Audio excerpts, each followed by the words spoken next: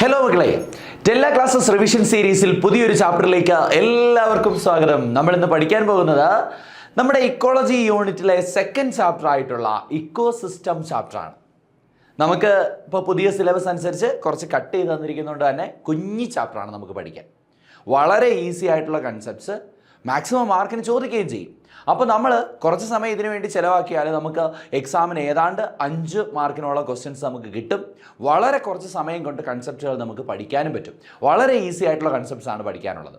അപ്പോൾ നമുക്ക് ഒട്ടും തന്നെ സമയം കളയണ്ട, നമുക്ക് ചാപ്റ്ററിലോട്ട് പോകാം. എന്താ നോക്കിക്കോ, ചാപ്റ്റർ ഇക്കോസിസ്റ്റം. ആദ്യം നമ്മൾ പഠിക്കേണ്ടത് എന്താണ് ഇക്കോസിസ്റ്റം. ഇതുവരെ ചോദിച്ച് കണ്ടിട്ടില്ല, പക്ഷെ നമുക്ക് പ്രതീക്ഷിക്കാവുന്ന ഒരു ചോദ്യമാണ്. ഒരു 2 മാർക്കിൻ്റെയോ 3 മാർക്കിൻ്റെയോ ക്വസ്റ്റ്യൻ ആയിട്ട് നമുക്ക് പ്രതീക്ഷിക്കാം. What is the definition of ecosystem? Ecosystem എന്നതുകൊണ്ട് എന്താണ് ഉദ്ദേശിക്കുന്നത്? അതിൽ തന്നെ ആദ്യം സാറ് നിങ്ങൾക്ക് ഒരു 1 മാർക്ക് ക്വസ്റ്റ്യൻ ആണ് പഠിപ്പിക്കുന്നത്. ദേ നോക്ക്, ecosystem can be visualised as a functional unit of nature. ചോദിക്കും, 1 മാർക്കിന് ചോദിച്ചിട്ടുണ്ട്. ഏതാണ്? Which one of the following is called the functional unit of nature? നേച്ചറിൻ്റെ ഫങ്ഷണൽ യൂണിറ്റ് എന്നറിയപ്പെടുന്നത് ആരെയാണ്? ഇക്കോസിസ്റ്റത്തെയാണ്. The ecosystem can be visualised as the functional unit of nature. അപ്പോൾ എന്താണ് ecosystem? Ecosystem where the living organism interact among themself and also with the surrounding physical environment. ജീവികൾ പരസ്പരവും ജീവികളും അതിൻ്റെ ചുറ്റുപാടും തമ്മിലും ബന്ധപ്പെടുന്ന ഒരു പരിസ്ഥിതിയെ നമ്മൾ വിളിക്കുന്ന പേരാണ് ഇക്കോസിസ്റ്റം.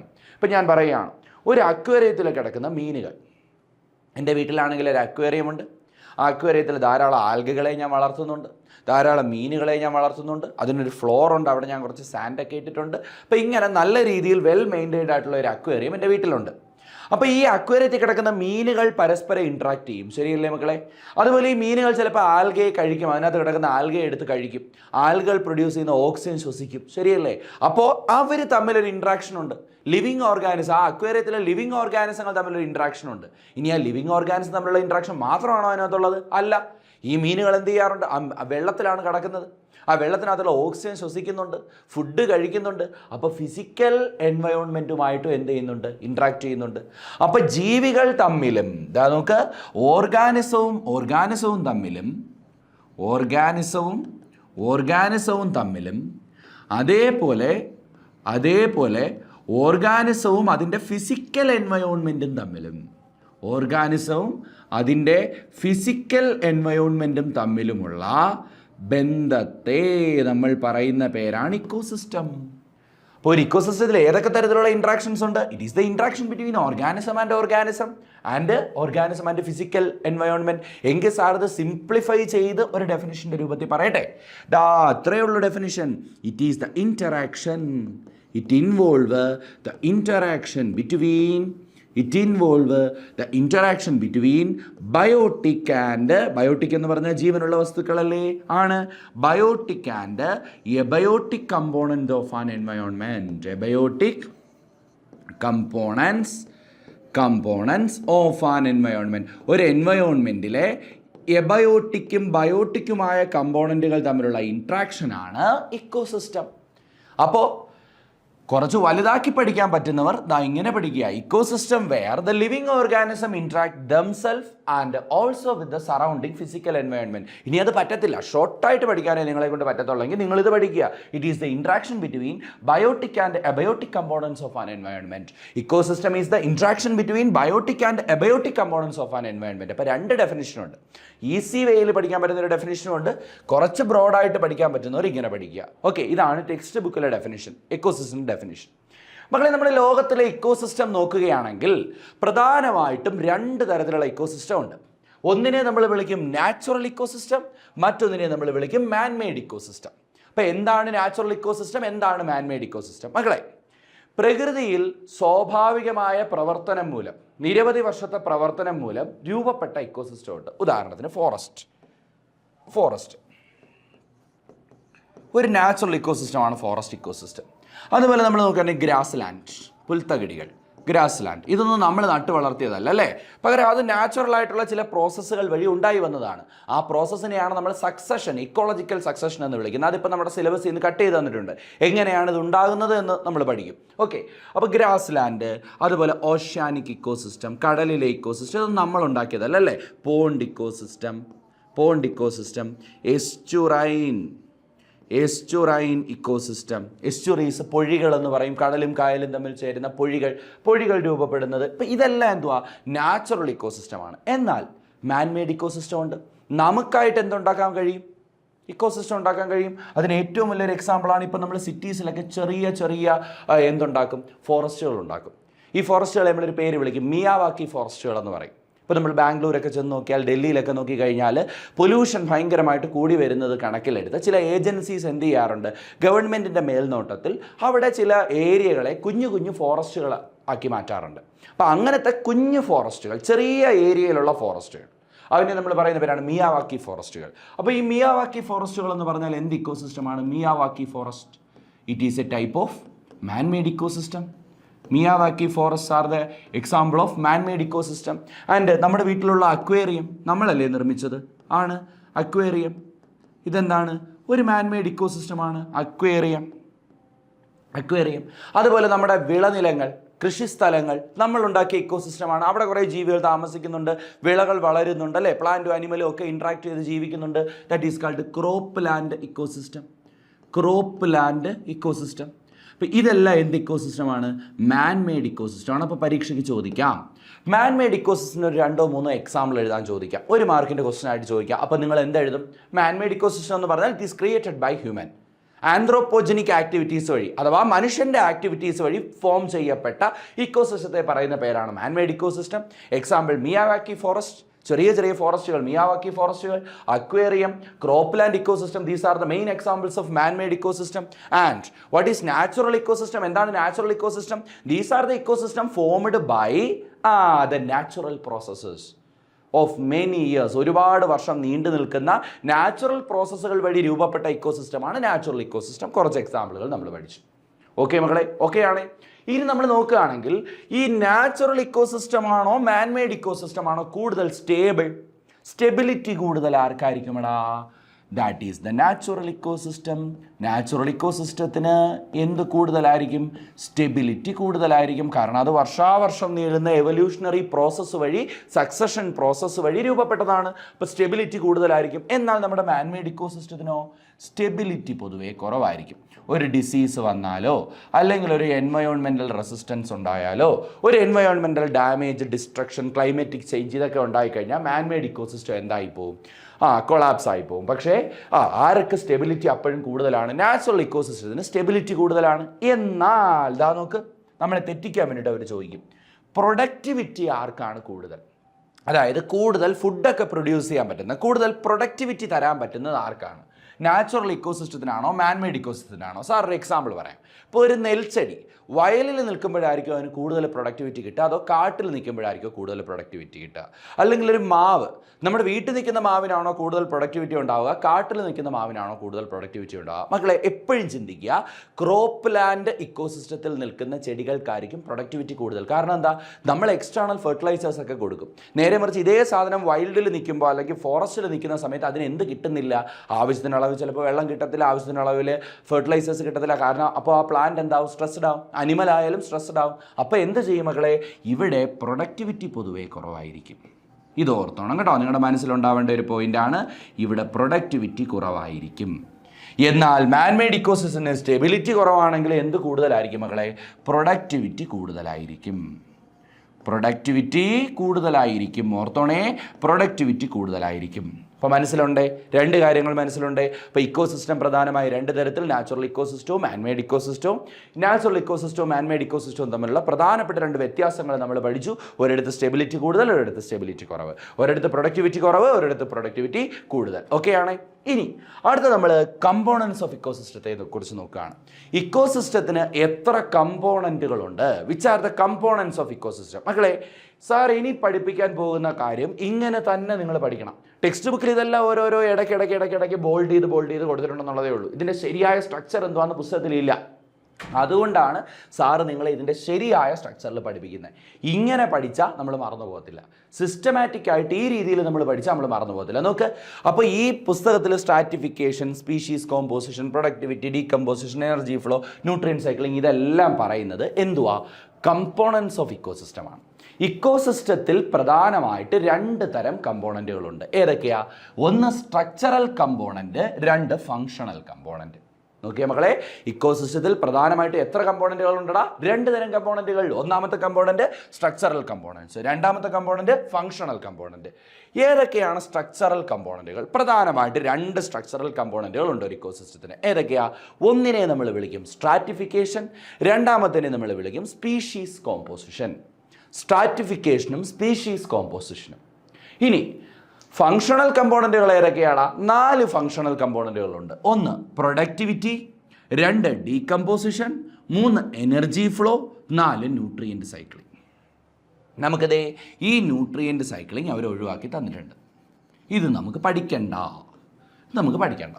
ബാക്കി 3 നമുക്ക് പഠിക്കണം. ഫങ്ഷണൽ കമ്പോണൻറ്റുകൾ 3 നമുക്ക് പഠിക്കണം. അപ്പോൾ എല്ലാവരും ഒന്ന് പറഞ്ഞേടാ, ഇക്കോസിസ്റ്റത്തിന് എത്ര കമ്പോണൻറ്റുകൾ? 2 കമ്പോണൻറ്റുകൾ. ഏതൊക്കെയാ? ഒന്ന് സ്ട്രക്ചറൽ കമ്പോണൻറ്റുകൾ, മറ്റൊന്ന് ഫങ്ഷണൽ കമ്പോണൻറ്റുകൾ. ഏതൊക്കെയാണ് സ്ട്രക്ചറൽ കമ്പോണൻറ്റുകൾ? സ്ട്രാറ്റിഫിക്കേഷനും സ്പീഷീസ് കോമ്പോസിഷനും. എന്നാൽ ഏതൊക്കെയാണ് ഫങ്ഷണൽ കമ്പോണൻറ്റുകൾ? Productivity, decomposition, energy flow, nutrient cycling. ഇത് നമുക്ക് വിശദമായിട്ട് പഠിക്കേണ്ട, പേരിപ്പോൾ പഠിച്ചോണം. ഓക്കെ, ഇതിൽ ആദ്യത്തെ സ്ട്രക്ചറൽ കമ്പോണൻറ്റുകളെ കുറിച്ച് നമ്മൾ ആദ്യം നോക്കുകയാണ്. Structural components of ecosystem. ഇക്കോസിസ്റ്റത്തിൻ്റെ സ്ട്രക്ചറൽ കമ്പോണൻറ്റുകളിൽ ഒന്നാമത് വരുന്ന ആളാരാടാ? ഒന്നാമത് വരുന്ന സ്ട്രാറ്റിഫിക്കേഷൻ. അപ്പോൾ 2 മാർക്കിൻ്റെ ക്വസ്റ്റൻ ആയിട്ട് ചോദിക്കാം, എന്താണ് സ്ട്രാറ്റിഫിക്കേഷൻ? നോക്കടാ. The vertical distribution of different species occupying in different level. ഒരു ഇക്കോസിസ്റ്റത്തിൻ്റെ ഡിഫറൻറ്റ് ലെവലുകളിൽ ഒക്കുപ്പൈ ചെയ്യുന്ന ഡിഫറൻറ്റ് സ്പീഷീസിൻ്റെ വെർട്ടിക്കൽ ഡിസ്ട്രിബ്യൂഷനാണ്. എന്താണ്? വെർട്ടിക്കൽ ഡിസ്ട്രിബ്യൂഷനാണ്. പ്രത്യേകം ഓർക്കണം, vertical distribution of different species occupying in different level. Sir ഇപ്പോൾ കാണിച്ചു തരാം. സാർ അതെ ഒരു ഫോറസ്റ്റ് ഇക്കോസിസ്റ്റം എടുക്കുക. ആരെടുക്കുക? ഫോറസ്റ്റ് ഇക്കോസിസ്റ്റത്തെ എടുക്കുക. ഇതാണ് സോയിൽ. ഓക്കെ, ഇത് സോയിൽ. സോയിൽ ഇതേ ഒരു ട്രീ നിൽക്കുകയാണ്. ഇതൊരു ട്രീ ആണ്, ഒരു വലിയ ട്രീ, ഒരു ഹ്യൂജ് ട്രീ നിൽക്കുകയാണ്. ഇതിൻ്റെ താഴെ എന്തുണ്ട്? ചെറിയ ട്രീ ഉണ്ട്. ഇത് സ്മോൾ ട്രീ, ചെറിയ ട്രീസ് ഉണ്ട്. അതെ, ചെറിയ ട്രീസ് ഉണ്ട്. ഇനി ഇതിന് താഴെയായിട്ട് ചെറിയ ചെടികളുണ്ട് അല്ലേ? അതിനെ നമുക്ക് ഷ്രബുകൾ എന്ന് വിളിക്കാം. ഷ്രബുകൾ, ചെറിയ കുറ്റിച്ചെടികളുണ്ട്. അതാണ്ട് ഇതെല്ലാം ചെറിയ കുറ്റിച്ചെടികളാണ്. ഓക്കെ, ഇനി ഇതിനും താഴെയായിട്ട് ആരുണ്ട്? ഗ്രാസുകളെ പോലുള്ള ഹെർബുകൾ നിൽപ്പുണ്ട്. അതാണ് ദീസ് ആർ ദ ഹെർബുകൾ നിൽപ്പുണ്ട്. അപ്പോൾ ഇതാരാണ്? ഇത് ഹ്യൂജ് ട്രീ ആണ്, വലിയ ട്രീ ആണല്ലേ? ഹ്യൂജ് ട്രീ, വലിയ ട്രീസ്, ടാൾ ട്രീസ്. എന്നാൽ ഇത് സ്മോൾ ട്രീസ്, ചെറിയ ട്രീ. ശരിയല്ലേടാ? ഇത് സ്മോൾ ട്രീ. ഇതാരാണ്? ഷ്രബാണ്. ഇതാരാണ്? ഹെർബ്സാണ്. ഹെർബ്സ്, ഗ്രാസസ് ഒക്കെയാണ്. അപ്പോൾ സാറാണെങ്കിൽ ഇതിനെ എന്ത് ചെയ്യാൻ പോവാ? ഇതിപ്പം ഡിഫറൻറ്റ് സ്പീഷീസുകളുണ്ട്, ശരിയല്ലേ? ഇതിൻ്റെ വെർട്ടിക്കൽ ഡിസ്ട്രിബ്യൂഷൻ എടുക്കാൻ നോക്കുക. വെർട്ടിക്കൽ ഡിസ്ട്രിബ്യൂഷൻ എടുക്കാം. അതായത് ഇവിടെ വെർട്ടിക്കലായിട്ട് നമുക്ക് ലൈനുകൾ വരയ്ക്കാം. വെർട്ടിക്കൽ ലൈനുകൾ വരയ്ക്കാം. ഇതാ നോക്കൂ, ഫസ്റ്റ് വെർട്ടിക്കൽ ലൈൻ. അതിലാരാടാ? ഈ വെർട്ടിക്കൽ ലൈനിൽ ആരാ വന്നത്? ഹ്യൂജ് ട്രീ വന്നു അല്ലേ? ഏറ്റവും മുകളിലത്തെ വെർട്ടിക്കൽ ഡിസ്ട്രിബ്യൂഷനിൽ ആദ്യം വന്നത് ഹ്യൂജ് ട്രീ. രണ്ടാമത് ഞാൻ വരയ്ക്കുന്നു, വീണ്ടും അടുത്ത വരയ്ക്കുന്നു. അടുത്ത വെർട്ടിക്കൽ ലൈൻ. അടുത്ത വെർട്ടിക്കൽ ലൈനിൽ ആരാടാ വന്നത്? സ്മോൾ ട്രീസ് വന്നു, ശരിയല്ലേ?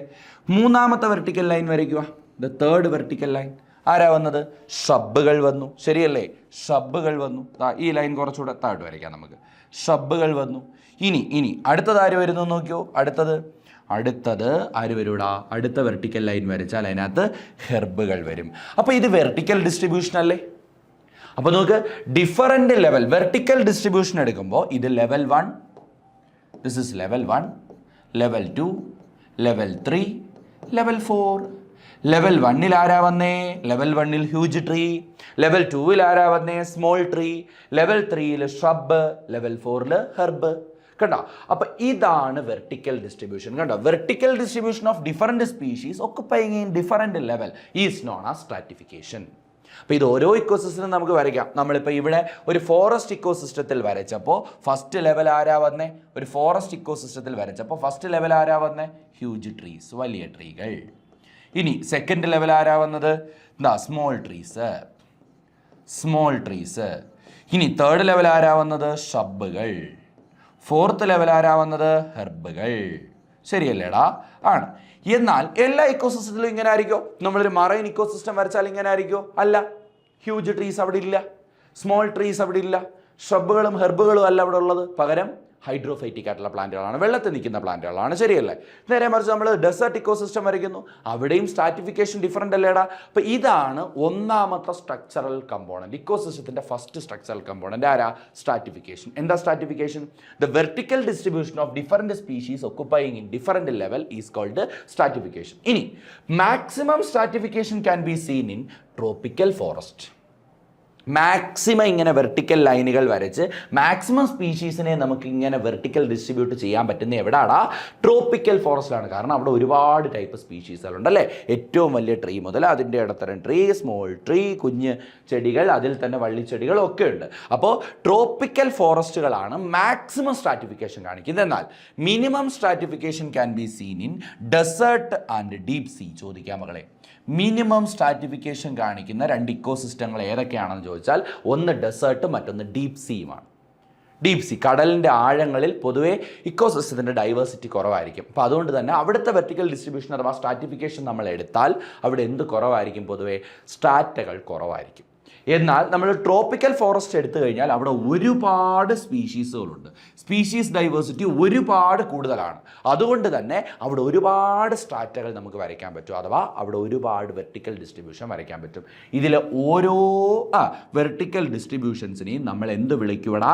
സ്ട്രാറ്റ എന്ന് വിളിക്കും. എന്ത് വിളിക്കും? ഇതിൽ ഓരോ ലെവലുകളെയും നമ്മൾ വിളിക്കുന്ന പേരെന്തുവാ? These levels are called strata. Strata എന്ന് വിളിക്കുക. അപ്പോൾ ഫസ്റ്റ് സ്ട്രാറ്റ ഹ്യൂജ് ട്രീ. ഇപ്പോൾ ഒരു ഫോറസ്റ്റ്, സാധാരണ ഫോറസ്റ്റാണ് ഞാൻ പറയുന്നത്. First strata huge tree, second strata small tree, third strata shrubs, fourth strata herb. അപ്പോൾ ഒരുപാട് സ്ട്രാറ്റകൾ വരച്ചുവിടേടാ. ഒരു ട്രോപ്പിക്കൽ റെയിൻ ഫോറസ്റ്റ് എന്ന് പറയുമ്പോൾ ഇത്രയും ചെടികളായിരിക്കും ഉള്ളത്, അല്ല, ഇതിൽ കൂടുതൽ കാണും. അപ്പോൾ ഒരുപാട് സ്ട്രാറ്റകളായിട്ട് നമുക്ക് എന്ത് ചെയ്യാൻ പറ്റും? തിരിക്കാൻ പറ്റും.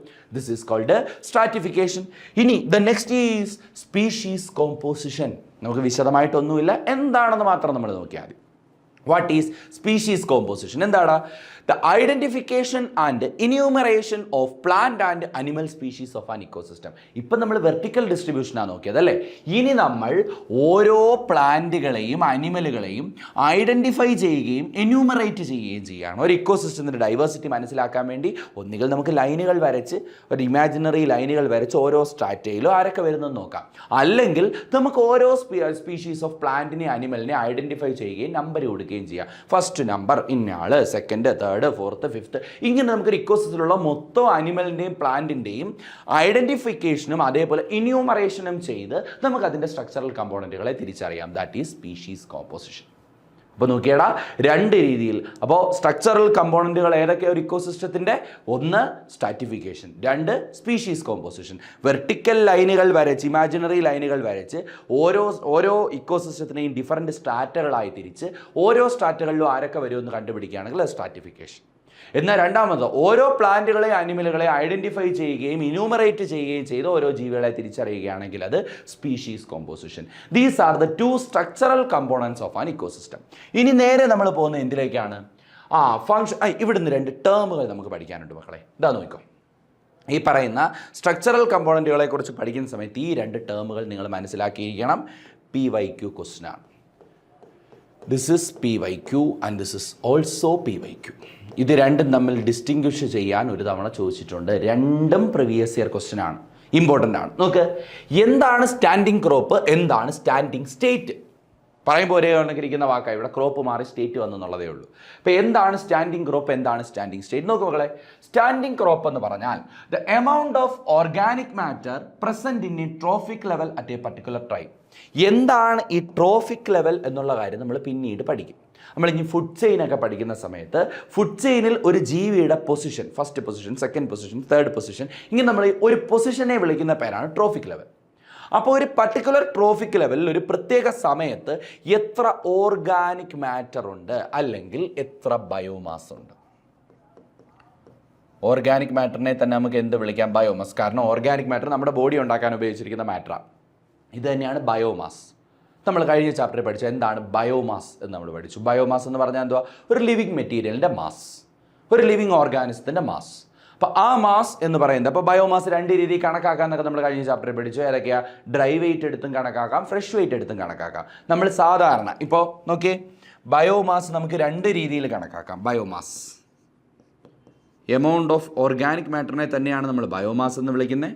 ബയോമാസിന് നമുക്ക് ഫ്രഷ് വെയിറ്റും എടുക്കാം, ഫ്രഷ് വെയിറ്റ് എടുത്തും കണക്കാക്കാം. അപ്പോൾ ഇന്നെ എടുത്ത് ഇങ്ങനെ തൂക്കി നോക്കി ഇപ്പോൾ എൻ്റെ ബയോമാസ് കണക്കാക്കണം. എന്നെ ഒരു ത്രാസിൻ്റെ മുകളിൽ കയറ്റി നിർത്തി നിങ്ങൾ ഇങ്ങനെ എൻ്റെ മാസ് എടുത്തു.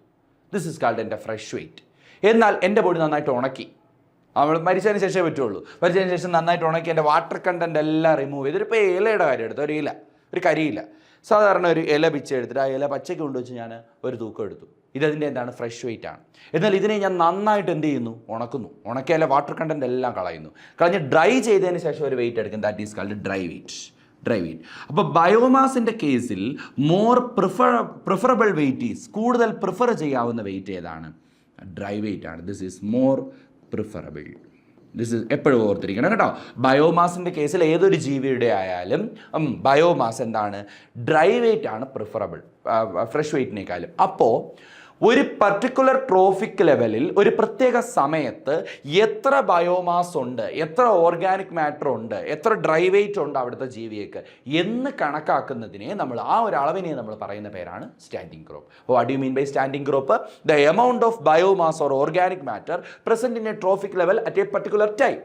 ഒരു പ്രത്യേക സമയത്ത് ഒരു ഫുഡ് ചെയിനിൽ ഒരു പ്രത്യേക ട്രോഫിക് ലെവലിൽ എത്രമാത്രം ബയോമാസ് ഉണ്ട് എന്ന് നമ്മൾ പറയുന്നതിനെയാണ് എന്ത് വിളിക്കുന്നത്? സ്റ്റാൻഡിംഗ് ക്രോപ്പ് എന്ന് വിളിക്കുന്നത്. അപ്പോൾ എന്താ മക്കളെ സ്റ്റാൻഡിംഗ് സ്റ്റേറ്റ്?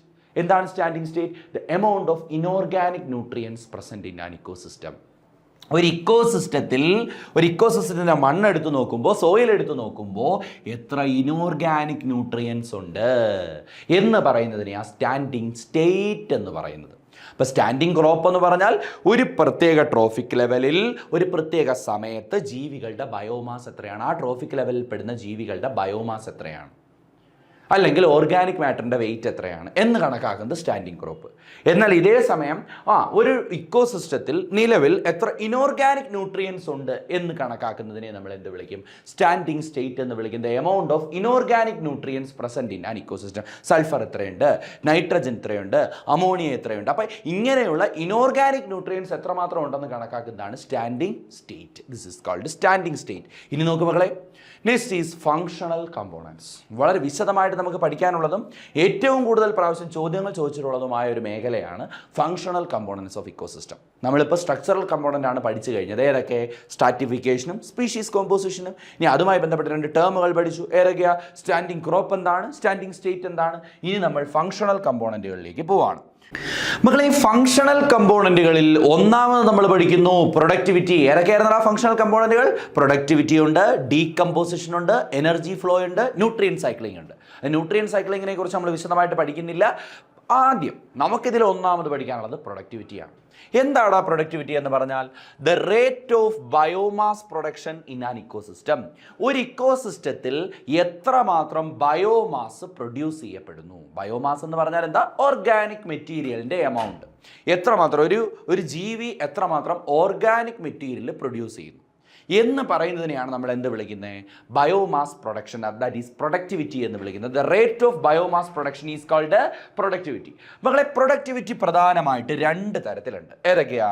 ഒന്ന് പ്രൈമറി പ്രൊഡക്ടിവിറ്റി, രണ്ട് സെക്കൻഡറി പ്രൊഡക്ടിവിറ്റി. ഒന്നുമില്ല, വളരെ ഈസിയാണ്. നമുക്കറിയാം, ഒരു ജീവിക്ക് എന്തെങ്കിലും ഒരു മോളിക്യൂൾ പ്രൊഡ്യൂസ് ചെയ്യണം, ഓക്കെ, അല്ലെങ്കിൽ പുതുതായിട്ടൊരു മോളിക്യൂൾ സിന്തസൈസ് ചെയ്യണം, ഒരു അനാബോളിസം നടത്തണം, എങ്കിലൊരു എനർജി സോഴ്സ് വേണം, അല്ലേ?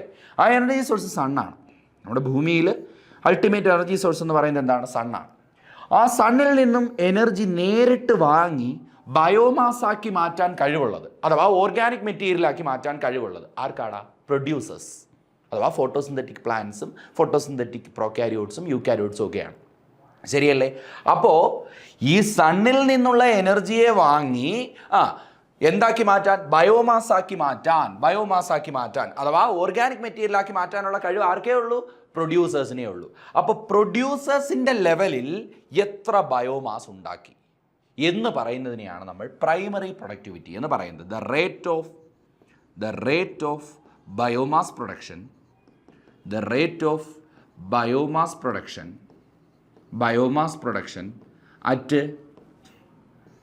at producer level. The rate of biomass production at producer level is called primary productivity. The rate of biomass production at producer level is called primary productivity. That is known as primary productivity. ഇനി മക്കളെ നോക്ക്, ഇപ്പോൾ ഞാനൊരു പ്ലാന്റാണ്, ഞാനാകുന്ന plant വെളിച്ചത്തിൽ ഇങ്ങനെ നിൽക്കുന്ന സമയത്ത് ഞാൻ എന്തുണ്ടാക്കും? ഫോട്ടോസിന്തസിലൂടെ ഫുഡ് ഉണ്ടാക്കും, എന്നിട്ട് എൻ്റെ ബോഡിയിൽ പോയി സ്റ്റോർ ചെയ്യും. ശരിയല്ലേ? അപ്പോൾ ഇന്ന് രാവിലത്തെ എൻ്റെ മാസമായിരിക്കും ഇന്ന് വൈകുന്നേരം പ്ലാന്റ് ആകുന്ന എൻ്റെ രാവിലെ ഒരു മാസം ഉണ്ട് എനിക്ക്. ഇപ്പോൾ ഒരു 5 കിലോ വെയിറ്റ് ഉണ്ട് ഒരു പ്ലാന്റിന്. എന്നാൽ ഞാൻ ഫോട്ടോസിന്തസിലൂടെ വൈകുന്നേരം ഫുഡ് ഉണ്ടാക്കി കഴിഞ്ഞു. അപ്പോൾ സ്വാഭാവികമായിട്ട് എൻ്റെ എന്ത് കൂടും? എൻ്റെ ബോഡിയിൽ ആ ഫുഡ് സ്റ്റോർ ആകും, അപ്പോൾ എൻ്റെ ബയോമാസ് കൂടും. ശരിയല്ലേ? അപ്പോൾ rate of biomass production at producer level നമുക്ക് മനസ്സിലായി, പ്ലാന്റിൻ്റെ വെയിറ്റ് കൂടും. ശരിയല്ലേ? അപ്പോൾ ബയോമാസ് കൂടും, അത് ഫ്രൂട്ടിൻ്റെ രൂപത്തിലും ഒക്കെ വെളിയിൽ വരും ഈ ബയോമാസ് അല്ലവാ ഓർഗാനിക് മെറ്റീരിയൽ. ഇനി ആ പ്ലാന്റിനെ എടുത്ത് ഞാൻ കഴിച്ചു. ഓക്കെ, ആ പ്ലാന്റിനെ എടുത്തിട്ട് എന്ത് ചെയ്യുന്നു? ഞാൻ കഴിക്കുന്നു. ഞാൻ മനുഷ്യനാണ്, മനുഷ്യൻ കഴിക്കുന്ന സമയത്ത് എന്ത് ചെയ്യൂടാ?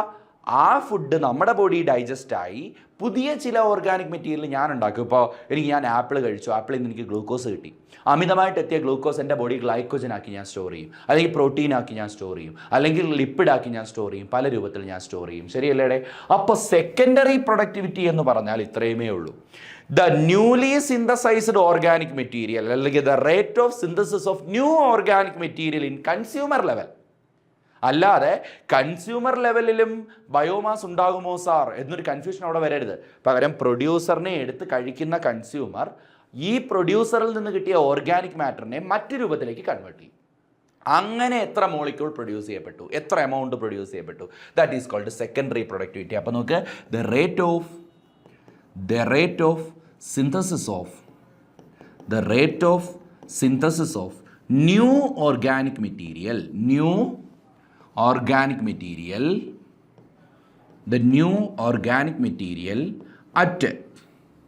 അറ്റ് ഏത് ലെവലാടാ? Consumer level is called secondary productivity. അപ്പോൾ പ്രൊഡ്യൂസർ ലെവലിലുണ്ടായ ബയോമാസ് പ്രൊഡക്ഷൻ ആണെങ്കിൽ അത് പ്രൈമറി പ്രൊഡക്ടിവിറ്റി. ഇനി കൺസ്യൂമർ ലെവലിലുണ്ടായ ബയോമാസ് പ്രൊഡക്ഷൻ ആണെങ്കിൽ അത് secondary productivity. Rate of synthesis of new organic material at consumer level is called secondary productivity. What is primary productivity? The rate of biomass production at producer level is called primary productivity. അപ്പോൾ അങ്ങനെയെങ്കിൽ ഈ primary productivity ഇതാണ്ട് ഇവിടെ എഴുതിയിട്ടുണ്ട്. The rate of biomass production at producer level is called primary productivity. It is of 2 types. അത് വീണ്ടും 2 തരത്തിലുണ്ട്. ഏതൊക്കെയാ മക്കളെ? ഗ്രോസ് പ്രൈമറി പ്രൊഡക്ടിവിറ്റി അഥവാ GPP and net primary productivity അഥവാ NPP. എന്താണ് ഗ്രോസ് പ്രൈമറി പ്രൊഡക്ടിവിറ്റി അഥവാ GPPയും നെറ്റ് പ്രൈമറി പ്രൊഡക്ടിവിറ്റി അഥവാ NPPയും? നോക്കുക, എന്താണ് gross primary productivity? The rate at which sunlight is captured for synthesis of biomass.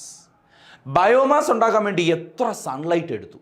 അതായത് ഇപ്പം ഞാൻ ഫോട്ടോസിന്തസിസ് ചെയ്യുന്ന പ്ലാന്റ് ആണെങ്കിൽ ഞാൻ കുറേ എനർജി സ്വീകരിക്കും അല്ലേടാ. എൻ്റെ ബോഡിയിലേക്ക് ഞാൻ കുറേ സൺലൈറ്റിനെ എടുക്കും. എന്തിനു വേണ്ടിയിട്ടാണ്? ഓർഗാനിക് മാറ്റർ ഉണ്ടാക്കാൻ വേണ്ടിയിട്ട്. ഇതാണ് എൻ്റെ gross primary productivity. The rate at which the sunlight is captured for synthesis is called gross primary productivity. എന്നാൽ നെറ്റ് പ്രൈമറി പ്രൊഡക്ടിവിറ്റി എന്ന് പറഞ്ഞാൽ, എടാ ഇങ്ങോട്ട് നോക്ക്, ഞാൻ പ്ലാന്റ് ആണ്, ഞാൻ സൺലൈറ്റ് എടുത്തു, ഞാൻ സൺലൈറ്റ് വെച്ച് കുറച്ച് സിന്തസിസ് നടത്തി എന്ന് വെച്ചാൽ ബയോമാസ് സിന്തസിസ് നടത്തി. ഈ ബയോമാസ് മൊത്തം എൻ്റെ ബോഡിയിൽ ഞാൻ സ്റ്റോർ ചെയ്യുമോ ഇല്ലയോ? ഇല്ല. കാരണം എന്താ? എനിക്ക് ജീവിക്കണമെങ്കിൽ എനർജി വേണം. അപ്പോൾ ഈ ഫുഡ് ഞാൻ എടുത്ത് കുറച്ച് ഭാഗം മെറ്റബോളിസത്തിന് വിധേയമാക്കിയാലേ എനിക്ക് ജീവിച്ചിരിക്കാൻ പറ്റുള്ളൂ. അപ്പോൾ എനിക്ക് റെസ്പിറേഷന് വേണ്ടി കുറച്ച് ഫുഡ് വേണ്ടേടാ. അപ്പോൾ ഞാൻ ഉണ്ടാക്കുന്ന ഫുഡ് മൊത്തവും എൻ്റെ ബോഡിയിൽ ഞാൻ സ്റ്റോർ ചെയ്യത്തില്ല. ഇപ്പോൾ എനിക്ക് സാലറി കിട്ടുന്നു, ഈ സാലറി മൊത്തത്തിൽ ഞാൻ വേറൊരാൾക്ക് കൊടുക്കത്തില്ല. എനിക്ക് ജീവിക്കണമെങ്കിൽ കുറച്ച് സാലറി വേണം. അതായത് കുറച്ച് പൈസ എനിക്ക് ഡെയിലി ജീവിക്കണമെങ്കിൽ വേണം. ആ പൈസ ഞാൻ അതിൽ നിന്ന് എടുക്കും. ശരിയല്ലേ? എന്ന് പറയുന്ന പോലെ ഫോട്ടോസിന്തസിസ് ചെയ്യുന്ന ഏതൊരു പ്ലാന്റും ക്യാപ്ചർ ചെയ്യുന്ന സൺലൈറ്റ് മൊത്തവും സിന്തസൈസിന് വേണ്ടി ഉപയോഗിക്കും. പക്ഷെ അത് മൊത്തത്തിൽ ബോഡിയിൽ സ്റ്റോർ ചെയ്യൂടാ? ഇല്ല.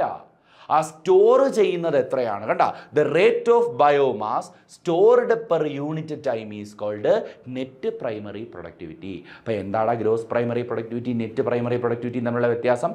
സൺലൈറ്റിൽ നിൽക്കുന്ന ഒരു പ്ലാന്റ് സൺലൈറ്റിനെ ക്യാപ്ചർ ചെയ്ത് എത്രമാത്രം ബയോമാസ് സിന്തസൈസ് ചെയ്യപ്പെടുന്നത്, total production of biomass by a producer. ഒരു പ്രൊഡ്യൂസർ എത്രമാത്രം ബയോമാസ് മൊത്തത്തിൽ പ്രൊഡ്യൂസ് ചെയ്തു എന്ന് പറയുന്നതിനെയാണ് നമ്മൾ എന്ത് വിളിക്കുന്നത്? GPP അഥവാ ഗ്രോസ് പ്രൈമറി പ്രൊഡക്ടിവിറ്റി. എന്നാൽ അതിൽ നിന്ന് നമ്മൾ എന്ത് കുറച്ച് നോക്കുന്നതാ? എൻ്റെ റെസ്പിറേറ്ററി ലോസ് കുറച്ച് നോക്കുന്നു. എന്ത് കുറച്ച് നോക്കുന്നു? എൻ്റെ റെസ്പിറേഷൻ എത്ര പോയി എന്ന് നോക്കുന്നു. ആ റെസ്പിറേഷൻ എത്ര പോയി അതിൻ്റെ ബാക്കിയായിരിക്കും എൻ്റെ ബോഡിയിൽ ഞാൻ എന്ത് ചെയ്യുന്നത്? സ്റ്റോർ ചെയ്യുന്നത്. ആ സ്റ്റോർ ചെയ്യുന്നതാണ് എൻ്റെ NPP. കണ്ടോ? The rate of biomass stored per unit time is called NPP. അപ്പോൾ എനിക്ക് പറഞ്ഞുകൂടേടാ, GPPയിൽ നിന്നും ഗ്രോസ് പ്രൈമറി പ്രൊഡക്ടിവിറ്റിയിൽ നിന്നും റെസ്പിറേറ്ററി ലോസ് കുറച്ചാൽ എനിക്ക് എന്ത് കിട്ടും? നെറ്റ് പ്രൈമറി പ്രൊഡക്ടിവിറ്റി കിട്ടും. അതായത് റെസ്പിറേഷന് വേണ്ടി ഉപയോഗിക്കുന്ന പ്രൊഡക്ടിവിറ്റി എത്രയാണോ അതങ്ങ് മാറ്റിയാൽ ബാക്കി എൻ്റെ ബോഡി സ്റ്റോർ ചെയ്യുമായിരിക്കും ചെയ്യുന്നത്. ശരിയല്ലേ? ഇപ്പോൾ എൻ്റെ ചിലവിനുള്ള പൈസ എൻ്റെ സാലറിയിൽ നിന്ന് മാറ്റിയാൽ ബാക്കി ഞാൻ സേവ് ചെയ്യും. ശരിയല്ലേ? എനിക്ക് പേഴ്സണലായിട്ട് കുറച്ച് ചിലവുകളുണ്ട്, അല്ലെങ്കിൽ എൻ്റെ ഫാമിലിക്ക് കുറച്ച് ചിലവുണ്ട്. അത് ഞാൻ എൻ്റെ സാലറിയിൽ നിന്ന് മാറ്റിയിട്ട് ബാക്കി ഞാൻ എന്ത് ചെയ്യും? സേവ് ചെയ്യും. അപ്പോൾ എത്ര സേവ് ചെയ്യുമെന്ന് ചോദിച്ചാൽ നിങ്ങൾ പറയണം, എനിക്ക് കിട്ടിയ സാലറി, ടോട്ടൽ സാലറി മൈനസ് ചിലവ്, എത്രയാണ് എൻ്റെ ഫാമിലിയുടെ ചിലവ്, അത് കഴിഞ്ഞിട്ടുള്ളതായിരിക്കും ഞാൻ സേവ് ചെയ്യുന്നത്. അപ്പോൾ ദിസ് ഈസ് നോൺ ആസ്, ഇതാണ് NPP കണ്ടുപിടിക്കാനുള്ള ഇക്വേഷൻ. മറക്കരുതേ. അപ്പോൾ NPP കണ്ടുപിടിക്കാനുള്ള ഇക്വേഷൻ എന്തുവാ? ഗ്രോസ് പ്രൈമറി പ്രൊഡക്ടിവിറ്റിയിൽ നിന്നും റെസ്പിറേറ്ററി ലോസ് എന്ത് ചെയ്യണോടാ? മൈനസ് ചെയ്യണം. ഇത്രയേ ഉള്ളൂ. ഇനി യൂണിറ്റ് എന്താണ്? പ്രൊഡക്ടിവിറ്റിയുടെ യൂണിറ്റ് ഒരു തവണത്തെ പ്രീവിയസ് ഇയർ ക്വസ്റ്റൻ ആണ് കേട്ടോ. പ്രൊഡക്ടിവിറ്റിയുടെ യൂണിറ്റ് എന്താണ്? What is the unit of productivity? എന്താ മക്കളെ? Gram per meter square per years. Gram per meter square per year is the unit of productivity. ഒന്ന് എഴുതി സൂക്ഷിച്ചോണേ. യൂണിറ്റ്, പ്രൊഡക്ടിവിറ്റിയുടെ യൂണിറ്റ് ഇതാണ്. ഓക്കെ മക്കളെ? അപ്പോൾ അങ്ങനെയാണെങ്കിൽ അടുത്തതിലേക്ക് നമ്മൾ പോവാണ്. Next is factors affecting productivity. Very very important question. അപ്പോൾ എന്തൊക്കെയാണ് പ്രൊഡക്ടിവിറ്റി? ഒരു പ്ലാന്റിൻ്റെ പ്രൊഡക്ടിവിറ്റി അല്ലെങ്കിൽ ഒരു സെക്കൻഡറി പ്രൊഡക്ടിവിറ്റി എന്താണെന്ന് ഓൾറെഡി നമ്മൾ ആദ്യം പറഞ്ഞു. എന്തുവാ? കൺസ്യൂമർ ലെവലിൽ ഇപ്പോൾ ഞാനൊരു പ്ലാന്റിൻ്റെ ഫുഡ് എടുത്ത് കഴിച്ചിട്ട് എൻ്റെ ബോഡിയിൽ അത് എത്രമാത്രം സ്റ്റോർ ചെയ്യുന്നു എന്ന് പറയുന്നതിനെയാണ് നമ്മൾ എന്ത് വിളിക്കുന്നത്? സെക്കൻഡറി പ്രൊഡക്ടിവിറ്റി എന്ന് വിളിക്കുന്നത്. അപ്പോൾ പ്രൊഡക്ടിവിറ്റി, ഇതിപ്പോൾ രണ്ട് പ്രൊഡക്ടിവിറ്റി ആയാലും നമ്മൾ ആദ്യമേ പ്രൈമറി പ്രൊഡക്ടിവിറ്റിയെ മാത്രമേ പരിഗണിക്കുന്നുള്ളൂ. ഓക്കെ, അപ്പോൾ പ്രൈമറി പ്രൊഡക്ടിവിറ്റിയെ സ്വാധീനിക്കുന്ന ഘടകങ്ങൾ ഏതൊക്കെയാണ്? പ്രൈമറി പ്രൊഡക്ടിവിറ്റിയെ സ്വാധീനിക്കുന്ന ഘടകങ്ങൾ, ഫാക്ടേഴ്സ് എന്തൊക്കെയാണ്? ഒന്ന്, photosynthetic ability of the plant. ഒരു പ്ലാന്റിന്, ഒരു പ്രദേശത്തുള്ള പ്ലാന്റിന് അല്ലെങ്കിൽ ഒരു ഇക്കോസിസ്റ്റത്തിലുള്ള പ്ലാന്റിന് എത്രമാത്രം പ്രൊഡക്ടിവിറ്റി ഉണ്ട്, അഥവാ എത്രമാത്രം ഫോട്ടോസിന്തറ്റിക് എബിലിറ്റി ഉണ്ട്. നിങ്ങൾക്ക് എല്ലാവർക്കും അറിയാം, C4 plants are more productive than C3 plant. അപ്പോൾ ഒരു ഇക്കോസിസ്റ്റത്തിൽ C4 പ്ലാന്റുകളാണ് കൂടുതലെങ്കിൽ അവിടെ എന്ത് കൂടുതലായിരിക്കും? പ്രൊഡക്ടിവിറ്റി കൂടുതലായിരിക്കും. അപ്പോൾ ഫാക്ടേഴ്സ് അഫക്റ്റിംഗ് പ്രൊഡക്ടിവിറ്റിയിൽ ഒന്നാമത് വരുന്നതാണ് photosynthetic ability of the plant. അവിടെ നമ്മൾ മെൻഷൻ ചെയ്യേണ്ട ഒരു കാര്യം, C4 plants have more ability to produce അല്ലെങ്കിൽ more productive than C3 plant. C4 പ്ലാന്റുകൾക്കാണ് പ്രൊഡക്ടിവിറ്റി കൂടുതൽ, കാരണം അവിടെ ഫോട്ടോ റെസ്പിറേഷൻ നടക്കുന്നില്ല. നിങ്ങൾക്ക് അറിയാം, ഓൾറെഡി ഫസ്റ്റ് ഇയർ പഠിച്ചതാണ് നിങ്ങൾ. ഇനി solar radiation, availability of solar radiation. അപ്പോൾ അത് നിങ്ങൾ നോക്കുന്ന സമയത്ത് പ്രൊഡക്ടിവിറ്റി ട്രോപ്പിക്കൽ റീജിയനിൽ കൂടുതലായിരിക്കും. ട്രോപ്പിക്കൽ റീജിയണിൽ എന്ത് കൂടുതലായിരിക്കും? പ്രൊഡക്ടിവിറ്റി കൂടുതലായിരിക്കും. ഇതേ സമയം ടെമ്പറേറ്റിലോട്ടോ പോളാർ റീജിയനിലോട്ടോ പോകുന്ന സമയത്ത് പ്രൊഡക്ടിവിറ്റി എന്തായിരിക്കും? കുറവായിരിക്കും. കണ്ടോ? ട്രോപ്പിക്കൽ റീജിയനിൽ പ്രൊഡക്ടിവിറ്റി കൂടുതലായിരിക്കും, പോളാർ റീജിയനിൽ പ്രൊഡക്ടിവിറ്റി കുറവായിരിക്കും. ഇനി ടെമ്പറേച്ചർ കൂടുന്നതനുസരിച്ച് പ്രൊഡക്ടിവിറ്റി എന്ത് ചെയ്യും മക്കളെ? കൂടും. ടെമ്പറേച്ചർ കൂടുന്നതനുസരിച്ച് as the temperature increases, the productivity also increases. Productivity എന്ത് ചെയ്യും? ഇൻക്രീസ് ചെയ്യും. Productivity also increases. Then moisture content in the സോയിലിനകത്ത് മോയ്സ്ചർ കണ്ടന്റ് ശരിയാണ്. സോയിലിൽ മോയ്സ്ചർ കണ്ടന്റ് വേണം, കാര്യം water is essential for photosynthesis.